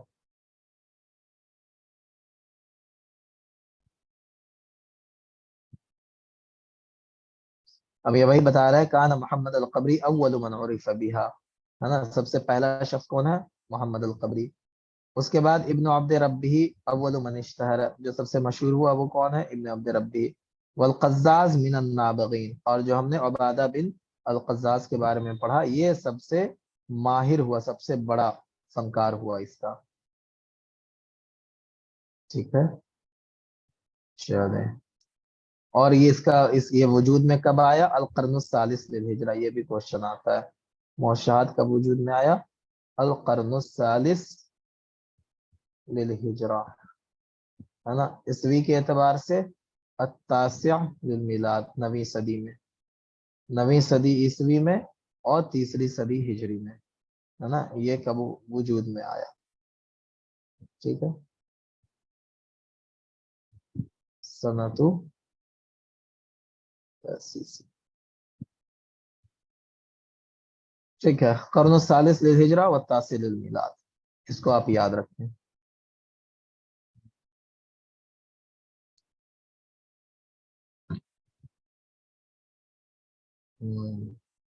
چلے.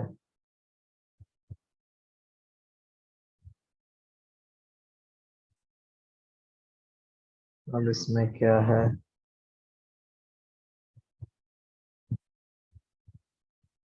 ہاں، اس میں امپورٹنٹ کیا ہے کہ آپ کو یہ یاد رکھنا ہے کہ مشہور لوگ کون ہوئے. انتشر فن الترشیح فی الاندلس انتشارا واشتہر فی عدد کبیر من الشعراء نذکر منہم عبادہ بن معصمہ، ہے نا. عبادہ بن معصمہ یہ مشہور ہوئے. محمد بن عبادہ القزاز یہ مشہور ہوئے، ٹھیک ہے. اس کے علاوہ ابن بقی ہیں، اعمہ الطفیلی ہیں، یہ مشہور ہوئے. اور ہم نے کن کے بارے میں پڑھا؟ یہاں پہ میں بلکہ اس کی لسٹ بنا دیتا ہوں، آپ اس کی لسٹ لے لو.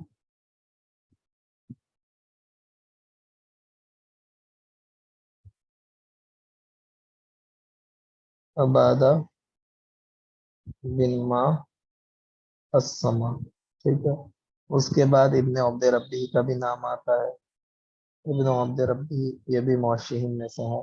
اور کس کا نام آتا ہے بتائیں؟ محمد بن عبادہ، محمد بن عبادہ، ٹھیک ہے. محمد بن عبادہ. اور کس کا نام آتا ہے بتائیں؟ اور کس کا نام ہم نے پڑھا؟ اس کا مؤسس کون ہے؟ مؤسس کون ہے معاشرے کا، بتائیں؟ مقدم بن معافی. مقدم بن معافی ہے نا القبری. تو یہ چند نام ہیں جو آپ یاد رکھیں. ٹھیک ہے. اس کے بعد یہاں پہ عامات و تیلی ہیں، ان کا بھی نام آپ یاد رکھ سکتے ہیں. یہ مشہور چند لوگ ہیں جو اس میں مشہور ہیں. چلیں، اور اس میں کوئی خاص چیز نہیں ہے. ٹھیک ہے. تو یہ موشحات کا فن ہم نے پڑھ لیا ہے نا. موشحات، اب دیکھیں یہ ایک پی ڈی ایف ہے، اس سے آپ کو موشحات کا سب کچھ سمجھ میں آ جائے گا. سب کچھ سمجھ میں آ جائے گا. دیکھیں موشحات میں کیا کیا ہوتا ہے. مطلع ہوتا ہے. مطلع کہاں؟ جہاں سے اسٹارٹ ہوا، یہاں سے یہ اسٹارٹ ہوا، یہ شو ہو رہا ہے آپ لوگوں کو اسکرین نا. جی، تو یہ مطلع ہوا فرسٹ 2 لائنز. اس کے بعد مطلع کا یہ ایک غصن ہوا، ایک غصن یہ ہوا، اور دوسرا غصن یہ ہوا. ٹھیک ہے. چلیں، اس کے بعد یہ تیسرا غصن ہو گیا اور یہ چوتھا غصن ہو گیا. کیا ہے؟ جادک الغیث اذ الغیث ہما یا زمان الوصل بالاندلسی لم یکن وصلک الا خلصا فی الترا خلطا المختلسی. تو اس میں کامن کیا ہے؟ اس میں کامن کیا ہے؟ وزن، وزن اور کیا ہے؟ قافیہ. قافیہ سیم ہے، قافیہ سیم ہے نا. یہاں اندلسی، یہاں مختلفی، تو قافیہ سیم ہو گیا. ٹھیک ہے. یہ ہو گیا مطلع. اب مطلع کے بعد کیا آئے گا؟ دور. دور کیا ہوگا؟ اب یہ جو ہے اذ یقود الدہر واشتاعت السماء ینقل الخطو علی ما یرسم ہے نا. زمرم کیا ہے؟ یبین فرادا وثنا مثل ما یدعو الوفود الموسم والحیا.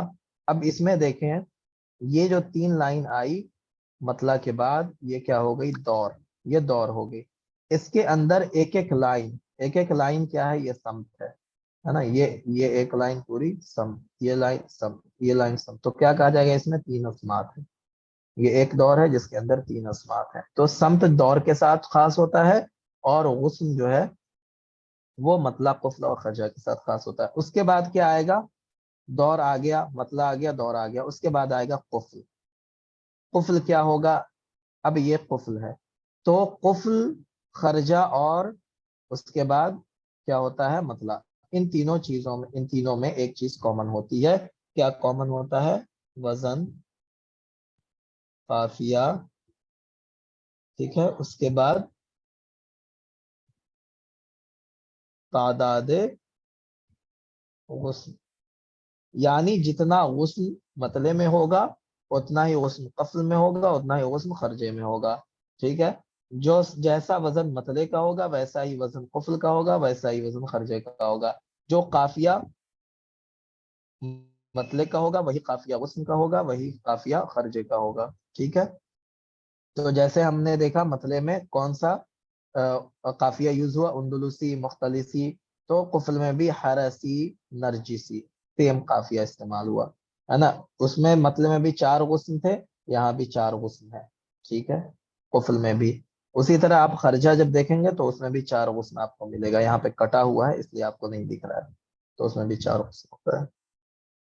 چلے، اور پھر قفل آ گیا، پھر آ جائے گا کیا؟ دور آ جائے گا. ریپیٹ ہوگا، پھر دور آ جائے گا.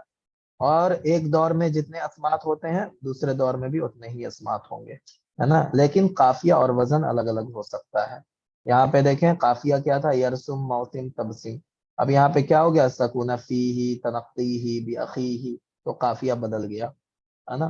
تو وزن اور قافیہ دور کا الگ الگ ہو سکتا ہے، لیکن اشعار کی تعداد یا سمت کی تعداد کہنے، بلکہ سمت کی تعداد یکساں رہے گی، سمت کی تعداد نہیں بدلے گی. ٹھیک ہے. تو یہاں پہ میں لکھ لیتا ہوں کہ تمام ادوار میں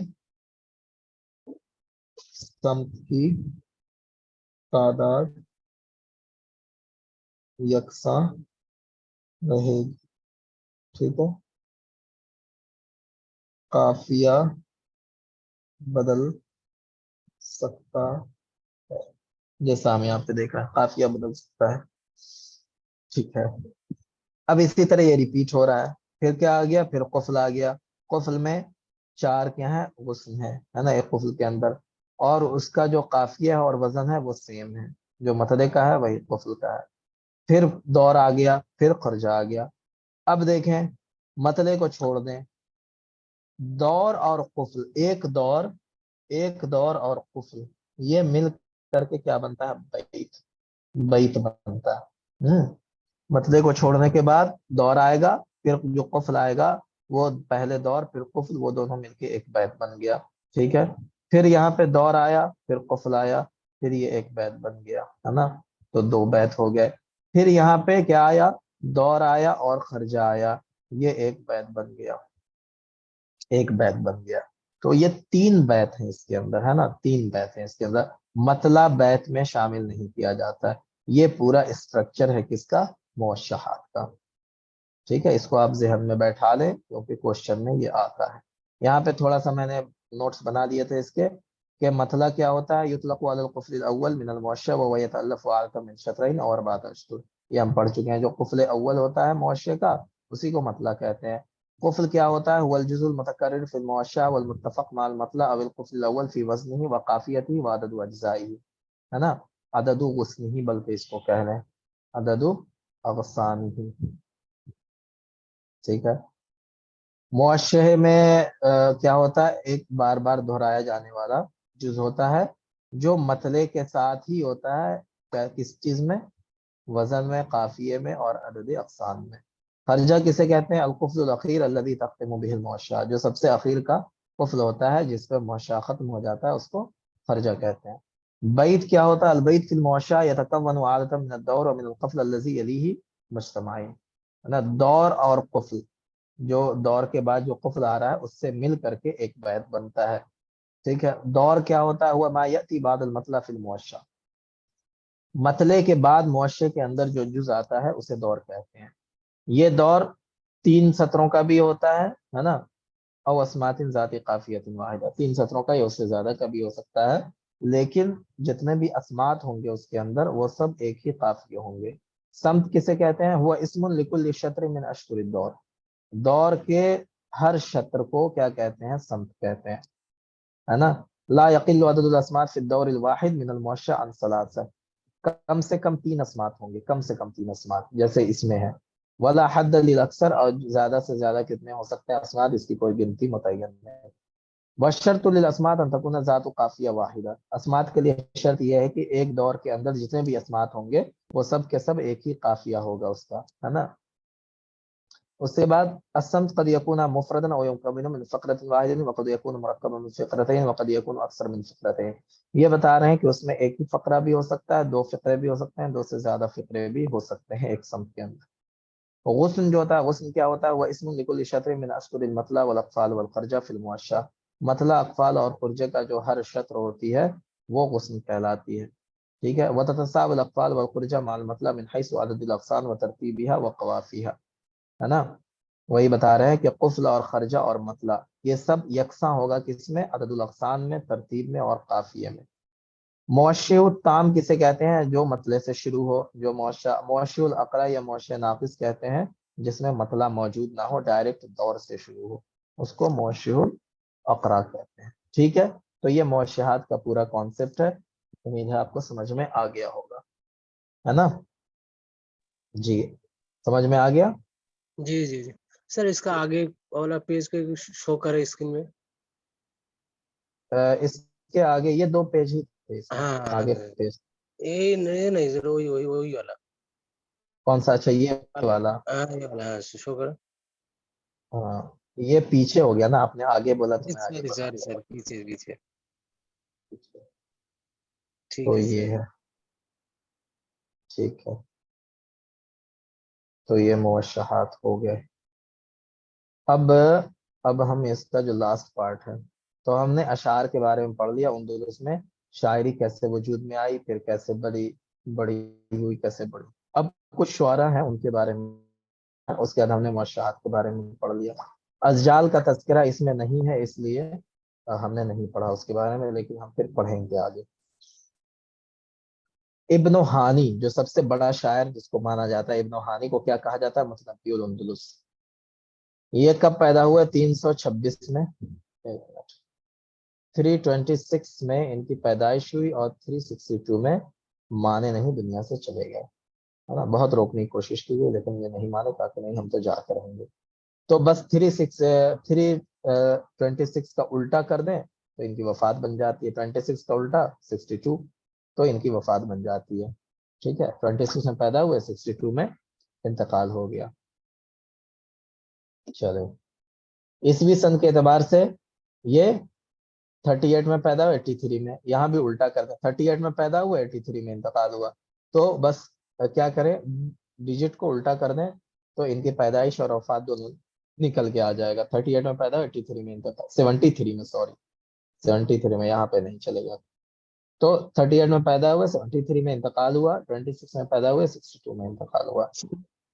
جی ابن کیا ہانی کہہ رہے کا سر، ابن ہانی کا دوسرے جگہ میں ہے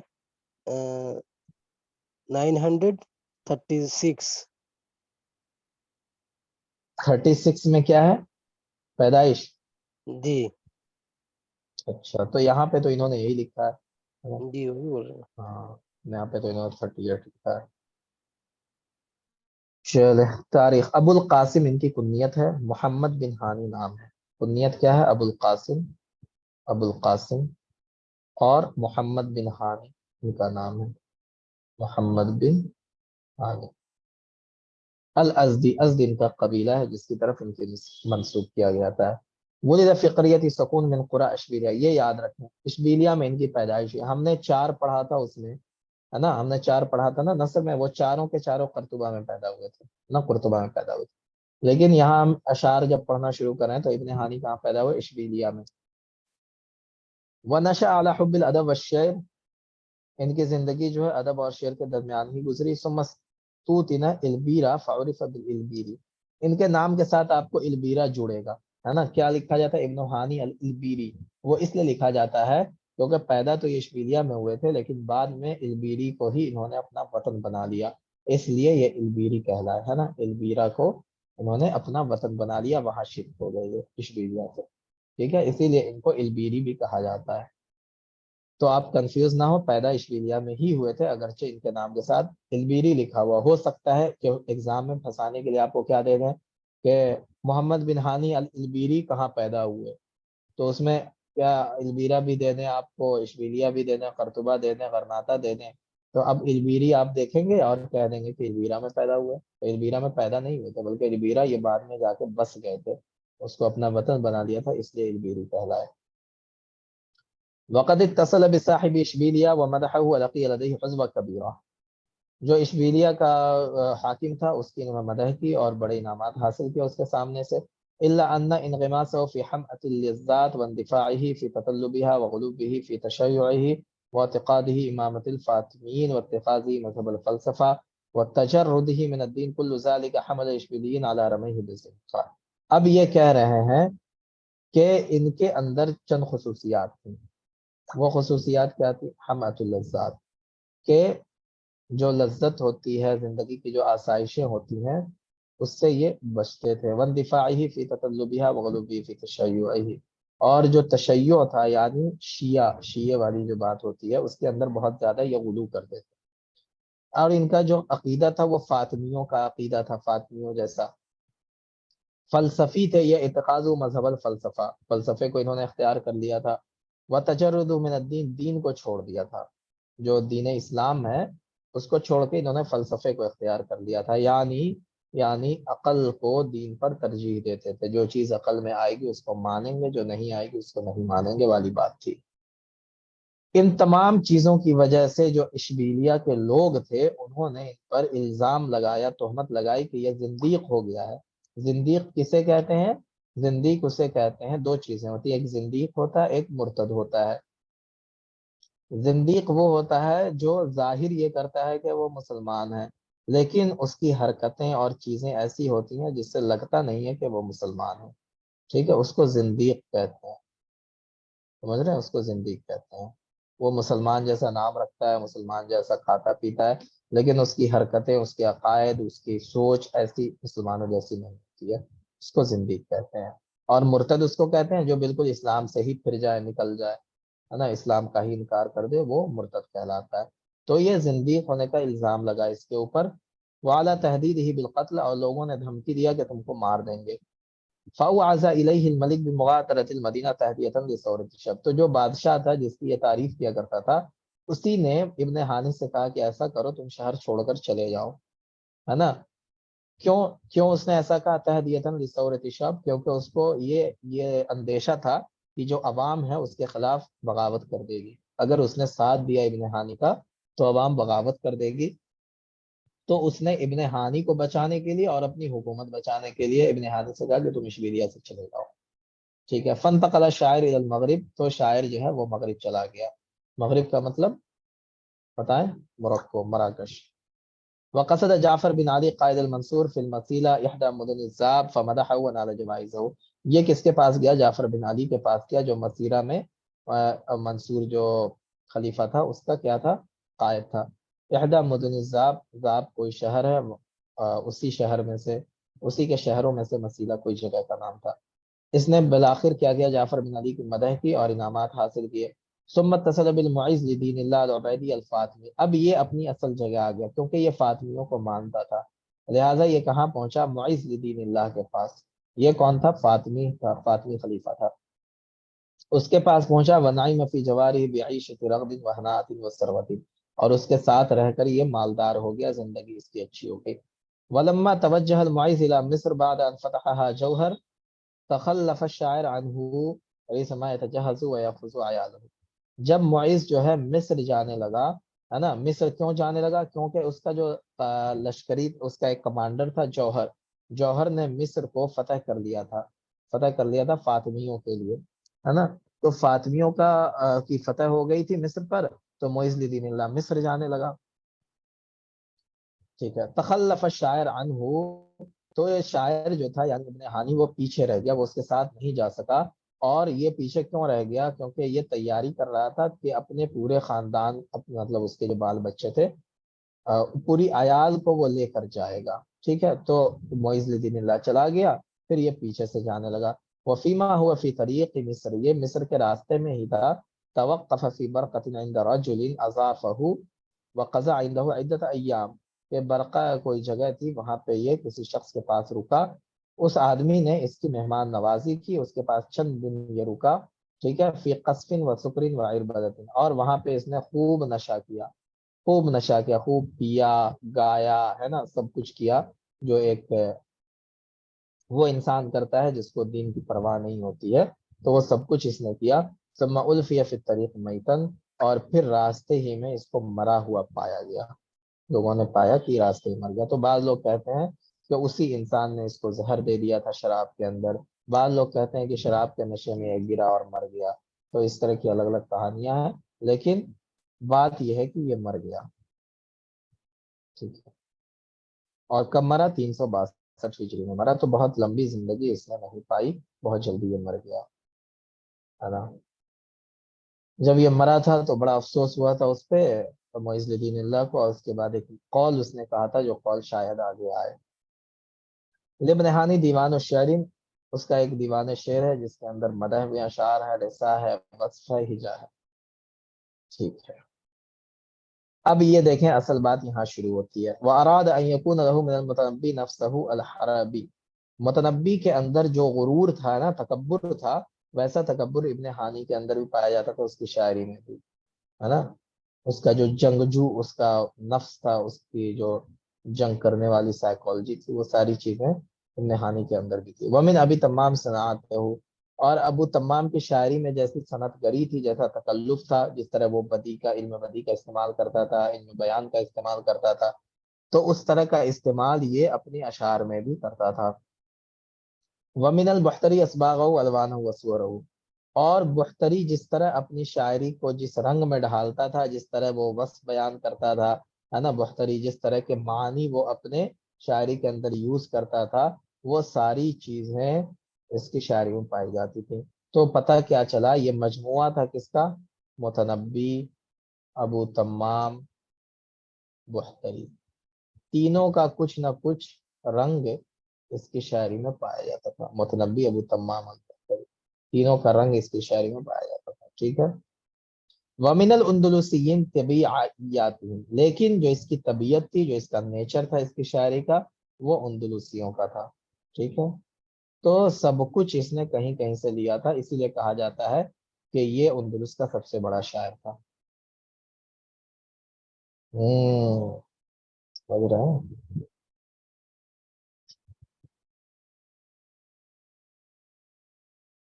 ठीक है।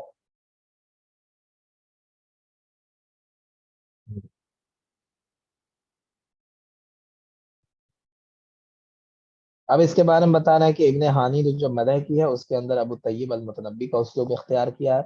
उसका उसलूब क्या था? जख्म मिनल लफ्ज, भारी भरकम अल्फाज इस्तेमाल करना, है ना। उसके अलावा जो सहरावी यानी जो बद्दू लोग, जो पुराने अरब जो अल्फाज इस्तेमाल करते थे, उस तरह के अल्फाज का इस्तेमाल करना। ठीक है। जंगों का औसाफ, है ना, जंगों की के वाकयात को बयान करना, जिस तरह मुतनब्बी बयान करता था। जब वो सैफुद्दौला की मदह करता था मुतनब्बी, तो क्या करता था? वो जंग में कैसे लड़ रहा है, उसके बाजुओं, उस तलवार उठाए हुआ है तो कहता था कि वो उकाब की तरह उसके बाजू फैले हुए हैं। तो इस तरह जो वो जंग का पूरा नक्शा खींचता था मदह करने में, तो इब्ने हानी भी वैसे ही जंग का नक्शा खींचता था। ठीक है। चलो, उसके बाद क्या कह रहे हैं? इब्ने हानी जब रिसा करता था, किसी का मरसिया कहता था, तो वो जिंदगी और मौत दोनों में गौर व फिक्र करता था, है ना। जिंदगी ऐसी होती है और मौत ऐसी होती है, जैसे शायर का शेर क्या है? जिंदगी नाम रख दिया किसने, ये तो बस इंतजार मौत का है। तो ये मरसिया जैसा शायर है ना।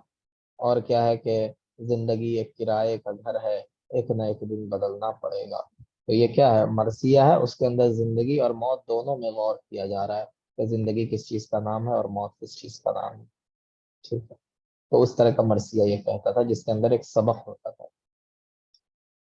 चले, उसके बाद हिजाउ इब्ने हानिफा व तस्वीर मुज़ख्खम, ये हिजो भी करता था। तो जब ये हिजो करता था तो किसकी जबान इस्तेमाल करता था? लिसानो जरीर। लिसानो जरीर तो इस,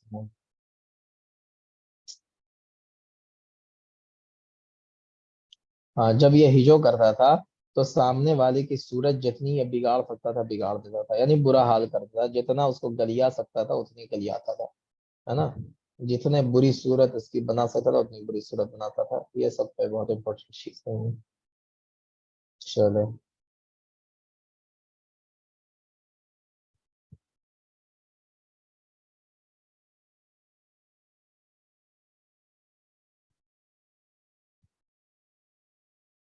हाँ, अच्छा, इसके बारे में एक कौल जो मोइनुद्दीन का है, वो यहाँ पे नहीं लिखा हुआ है, वो आगे हम पढ़ेंगे कहीं पे। लेकिन वो कौल ये है कि मोइनुद्दीन को जब इसके वफात की खबर मिली थी, तो बहुत ही मशहूर कौल, हो सकता है बहुत सारे लोगों को मालूम भी होगा। तो उसने ये कहा था कि यही तो शायर था जिसके वजह से हम क्या करते, मशरिक के शुअरा पर फख्र करते, लेकिन हाय इतनी जल्दी ये चल बसा। ये उसका कौल है। ठीक। तो ये कौन था? इब्नो हानी। इब्नो हानी। उसके बाद कौन है? अबू दर्राज अल कस्तरी।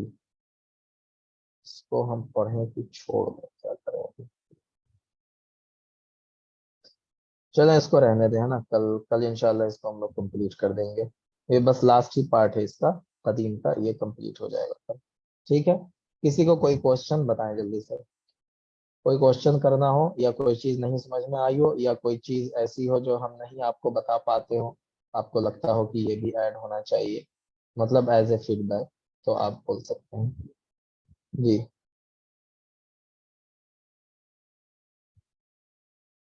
जी जमालुद्दीन साहब, कुछ कहना चाहेंगे आप? जी नहीं। ठीक है।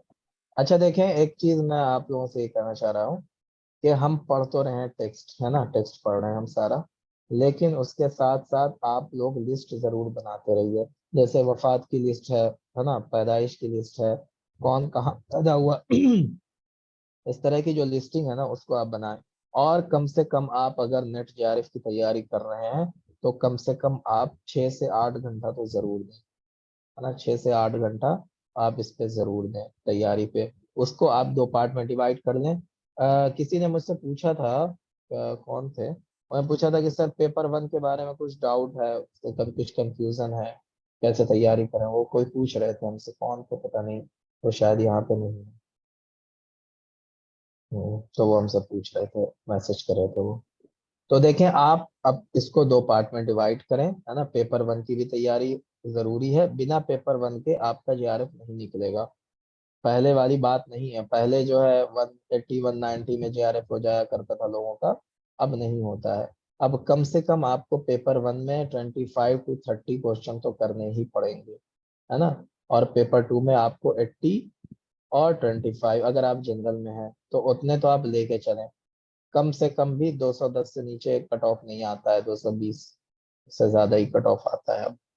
ٹھیک ہے, تو اتنی تیاری آپ کو کرنی پڑے گی. اب کیسے تیاری کرنی ہے پیپر 1 کی, آپ لوگ کیسے کر رہے ہیں تیاری, بتائیں. پیپر 1 کی تیاری کیسے کر رہے ہیں آپ لوگ؟ جی عبدالاحد صاحب.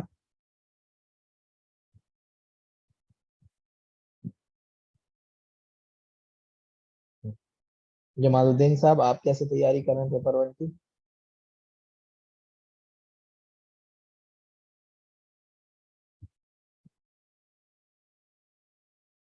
مشرف حسین صاحب.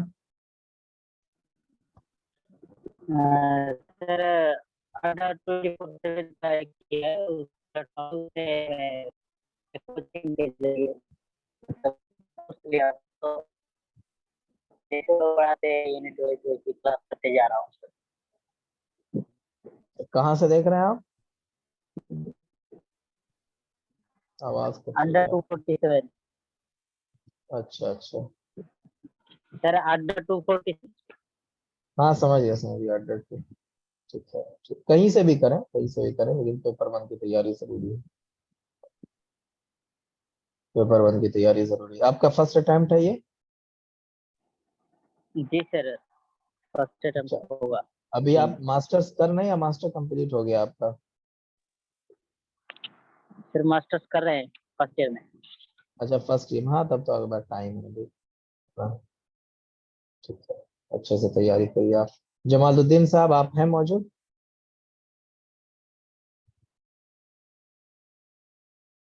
چلیں ٹھیک ہے, کوئی نہیں. تو میں نے بھی تیاری کی تھی, تو میرے 32 کوشچن ہوئے تھے اس بار پیپر 1 میں. 32 کوشچن میرے صحیح ہوئے تھے. تو میں نے تیاری یہ کی تھی کہ سلیبس کو سامنے رکھا پیپر 1 کا, ہے نا, اور اس کا ایک ایک جو پوائنٹ ہے, جیسے ٹیچنگ ایپٹیٹیوڈ ہے, ٹیچنگ ایپٹیٹیوڈ میں کئی پارٹس ہیں, تو ہر پارٹس جی کو سر. سرچ کرتا تھا, اور ایک ایک کو الگ الگ جو ہے اس کو سنا, ہم نے ویڈیو سنا اور کلاسز دیکھی اس کی, اور اس کو نوٹ ڈاؤن کیا. نوٹ ڈاؤن کرنا ضروری ہوتا ہے, پوائنٹس اس کے نوٹ جی کرنا, کیونکہ آپ ایک بار دیکھیں گے بھول جائیں گے, تو وہ نوٹ ضروری ہے. تو اس کو نوٹ ڈاؤن کیا, الحمدللہ اچھی تیاری ہوگی, ہے نا. اس کے بعد آپ اس کو 3 حصوں میں ڈیوائڈ کر سکتے ہیں, جیسا میں نے کیا تھا. اس کو 3 حصوں میں بانٹ دیا تھا پیپر 1 کو, کہ اس میں 3 پارٹ ہے, تھیوریٹیکل پارٹ ہے, اور کچھ پارٹس وہ ہیں جو آپ کو یاد کرنے پڑیں گے, کچھ پارٹس وہ ہیں جس کی آپ کو پریکٹس کرنی پڑے گی سمجھ کر کے, ہے نا. جیسے میتھمیٹکس کا جو پارٹ ہے میتھ کا, وہ آپ کو جی پریکٹس کرنی پڑے گی. اور اسی طرح کچھ پریکٹس. جیسے آپ کو, ہاں, ایبریویشنس ہیں, تو وہ سب آپ کو یاد کرنے پڑیں گے. کچھ اقوال ہیں جو ٹیچنگ میں آتے ہیں, ریسرچ میں آتے ہیں, وہ آپ کو یاد کرنے پڑیں گے, تو وہ بنا رٹے نہیں ہوتا ہے. اور تیسری چیز کہ آپ کو سمجھ لینا, آپ سمجھ لیں گے کافی ہے, اچھے سے سمجھ لیں, کانسیپٹ کلیئر ہونا ضروری ہے. بنا کانسیپٹ کلیئر ہوئے آپ رٹ لیں, چاہے آپ کچھ بھی کر لیں, آپ نہیں کر پائیں گے پیپر 1 اگر کانسیپٹ کلیئر نہیں ہوگا. ٹھیک ہے, تو کانسیپٹ کلیئرفیکیشن ضروری ہے. تو یہ 3 طرح سے آپ اس کو کر سکتے ہیں. جی ٹھیک ہے, چلیں تیاری کریں, اللہ آپ کو مجھے پیپر کامیابی 1 دیں. سے زیادہ پیپر 2 مشکل لگ رہا ہے. نہیں دیکھیں, پیپر 1 سے زیادہ پیپر 2 آپ کو اس لیے لگ رہا ہے, آپ پیپر 2 پہ کتنا ٹائم دیتے ہیں؟ 3-4 گھنٹہ ہی رہتا ہے دیکھیں پیپر 2 کی تیاری کرنے سر. کے لیے جو ہے نا, 3-4 گھنٹے دیتے ہیں. ہاں ٹھیک ہے, تو پیپر 2 کی تیاری کیسے کی جاتی ہے یہ امپورٹنٹ ہے. جیسے ہم یہ پڑھ رہے ہیں نا, ہم پڑھ رہے ہیں کس کو, جی حنا فاخری کو. ہم کیوں پڑھ رہے ہیں اس کو, اس کو پڑھنے کی ضرورت کیوں پڑی, ابن حنی. کیونکہ ہاں آج کل جو جی کوشچن جی دیتے ہیں نا, وہ ہنہ فاخوری سے ڈیٹیل میں اٹھا کے، جیسے کوئی لائن ایسی ہے جس پہ آپ کا دھیان نہیں جاتا ہے لیکن وہیں سے اٹھا کے دے دیں گے. سمجھے؟ جیسے نوریات ہے، ہم نے نوریات کے بارے میں پڑھا ابھی، اندلس میں شاعری ہے ایک قسم کی نوریات. نوریات آپ کو کہیں نہیں ملے گا. آپ نوٹس جتنے ہیں آپ اٹھا لیں، جتنے بھی یو جی سی نیٹ کے نوٹس ہیں، کتابیں ہیں جو یو جی سی نیٹ کے لکھی گئی، آپ کو نوریات کہیں نہیں ملے گی. اب وہی کوشچن اٹھا کے دے دے گا نیٹ والا کہ نوریات کسے کہتے ہیں بتائیے. اب وہاں پہ آپ نوریات کو نوریات پڑھ لیں گے، ہے نا. اب وہاں پہ لکھ دے گا کہ الشعر ذکر فی النور، ہے نا، ذکر فیہ النور، تو آپ لکھ کے چلے آئیں گے جس کے اندر نور کا تذکرہ ہو، آپ ٹک لگا کے چلے آئیں گے، ہے نا. آپ سمجھیں گے نوریات لکھا ہوا جس کے اندر نور کا تذکرہ ہو. تو اس طرح کنفیوژن والا دے دے گا اٹھا کے. تو وہ ویسی ڈیٹیل والی چیزوں کو سمجھنے کے لیے جو ہے نا یہ ٹیکسٹ پڑھنا ضروری ہے. اب یہ ٹیکسٹ جب کمپلیٹ ہو جائے گا تو ہم پھر نوٹس کو کریں گے، ہے نا. نوٹس کو ہم کریں گے، وہ آپ اس کو کریں، اور اس کو بھی 3 پارٹ میں ڈیوائڈ کریں. شخص کی زندگی ہوتی ہے، اس کے بعد اس کا اسلوب ہوتا ہے. اس کی زندگی کو آپ، اس کی پیدائش ہے، وفات ہے، اس کی آپ لسٹ ضرور بنائیں، ہے نا، پیدائش وفات کی. اور لسٹ کیسے بنائے؟ جیسے ایک دور جی عباسی دور ہے، اموی دور ہے، اسلامی دور ہے نا، عصر حدیث ہے. تو ہر دور کے ادبا کا الگ الگ لسٹ بنائیں، شعراء کا الگ الگ لسٹ بنائیں. اس میں بالترتیب لکھیں کون پہلے پیدا ہوا، کون بعد میں، کون بعد میں، کون بعد میں، کس کی وفات پہلے ہوئی، کس کی بعد میں، بعد میں، بعد میں. یہ لسٹ ہو گئی. پھر کون کہاں پیدا ہوا، کون کہاں مرا، اس کی لسٹ. ٹھیک ہے، 4 طرح کی لسٹ آپ کو بنانی ضروری ہے. جی اس میں سے آپ سمجھ لیں 10 کوشچن آپ کے حل ہو گئے. 10 سے 12 کوشچن وہ بس آپ لسٹ بنا لیا آپ نے نا، اس کو پڑھ لیا تو وہ 10 سے 12 کوشچن آپ کے حل ہو جی گئے اس سے. سمجھ رہے ہیں؟ اس کے بعد جو امپورٹنٹ اوکے کتابیں ہیں، ہاں جو امپورٹنٹ کتابیں ہیں، جیسے ہم نے ابن حزم البلوسی کتاب کون ہے؟ توق الحمامہ. اب توق الحمامہ میں کتنے ابواب ہیں؟ ہم نے پڑھا 30 ابواب، 30 اجزاء ہیں اس میں، ہے نا. کس جز میں جی 10 یہ ہے، 12 وہ ہے، 12 وہ ہے. 12 تو اس الگ کو ہے، اس طرح، 6 الگ ہے نا، ہاں 6 الگ ہیں. جی اس کے بعد پھر 2 ہیں. تو اس طرح آپ کر کے 2 اس کو ہے. بنا سکتے ہیں. ٹھیک ہے، تو اس طرح کی ڈیٹیلنگ میں اس کو پڑھنا. اور کتابوں کا نام ضرور یاد رکھیں، کون کس کی کتاب ہے. میں نے کیا کیا تھا، کتابوں کی لسٹ بنا لی تھی، ہے نا. جیسے عصر عباسی میں جتنی کتابیں لکھی گئیں، مطلب جاہز نے لکھی ہوں، مقفع نے، کسی نے بھی لکھی ہو، عصر عباسی کی ساری کتابوں کو کاپی میں لکھ لیا. ٹھیک ہے، ساری کتابوں کو. اس کے بعد کیا کیا، جتنے ادبا تھے اس کو ایک الگ پیج پہ لکھا، الگ پیج پہ جو نظر نہ آئے. اور ان کتابوں کو ڈیلی دیکھیے. اب جیسے آپ نے دیکھا ابن المقفع کی کوئی بھی، جیسے خلیلہ ودبنا ہے، کس کی ہے یہ؟ ابن المقفع، ہے نا. اس کے بعد بیان والتبیین کس کی ہے؟ جاہز کی. یہ آپ کے ذہن میں رہنا جی چاہیے. تو آپ اس کو روزانہ دیکھیں گے، اور یہ لسٹ بنانے میں آپ کو زیادہ ٹائم نہیں لگے گا. آپ 2 دن دے دیں، جیسے سیٹرڈے سنڈے آف رہتا ہے، آپ اس 2 دن میں آپ لسٹ بنا لیں کتابوں کی. ہر دور کی کتابوں کی الگ الگ لسٹ بنائیں. عصر عباسی کی الگ، عصر اموی کی الگ. پھر آ جائیں اس میں عصر حدیث میں، تو روایات کی الگ لسٹ بنائے، ہے نا. قصص قصیرہ کی الگ لسٹ بنائے. اسی طرح پھر قصص کی جو کتابیں اس کی الگ لسٹ بنائے. مسرحیہ کی الگ لسٹ بنائے. تو سب کی الگ الگ لسٹ بنائے. ٹھیک ہے، اور ان لسٹ کو لکھ کر کے اس کو روایت پڑھیں، مطلب دیکھیں ڈیلی. آپ 1 گھنٹہ اس پہ دے دیجئے کتابوں کے اوپر. ٹھیک ہے، اور آپ آدھا گھنٹہ سے 15 سے 20 اوکے منٹ سے آدھے گھنٹے تک آپ دے دیجئے اس کے اوپر، کیا کہتے ہیں، وفات پیدائش کے اوپر.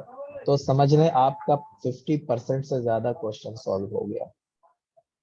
سمجھ رہے ہیں؟ تو بس طریقے، تیاری کرنے اوکے کے طریقے میں وہ تھینک ہوتا ہے. آپ جی اچھے سے تیاری کریں گے تو وہ صحیح ہے.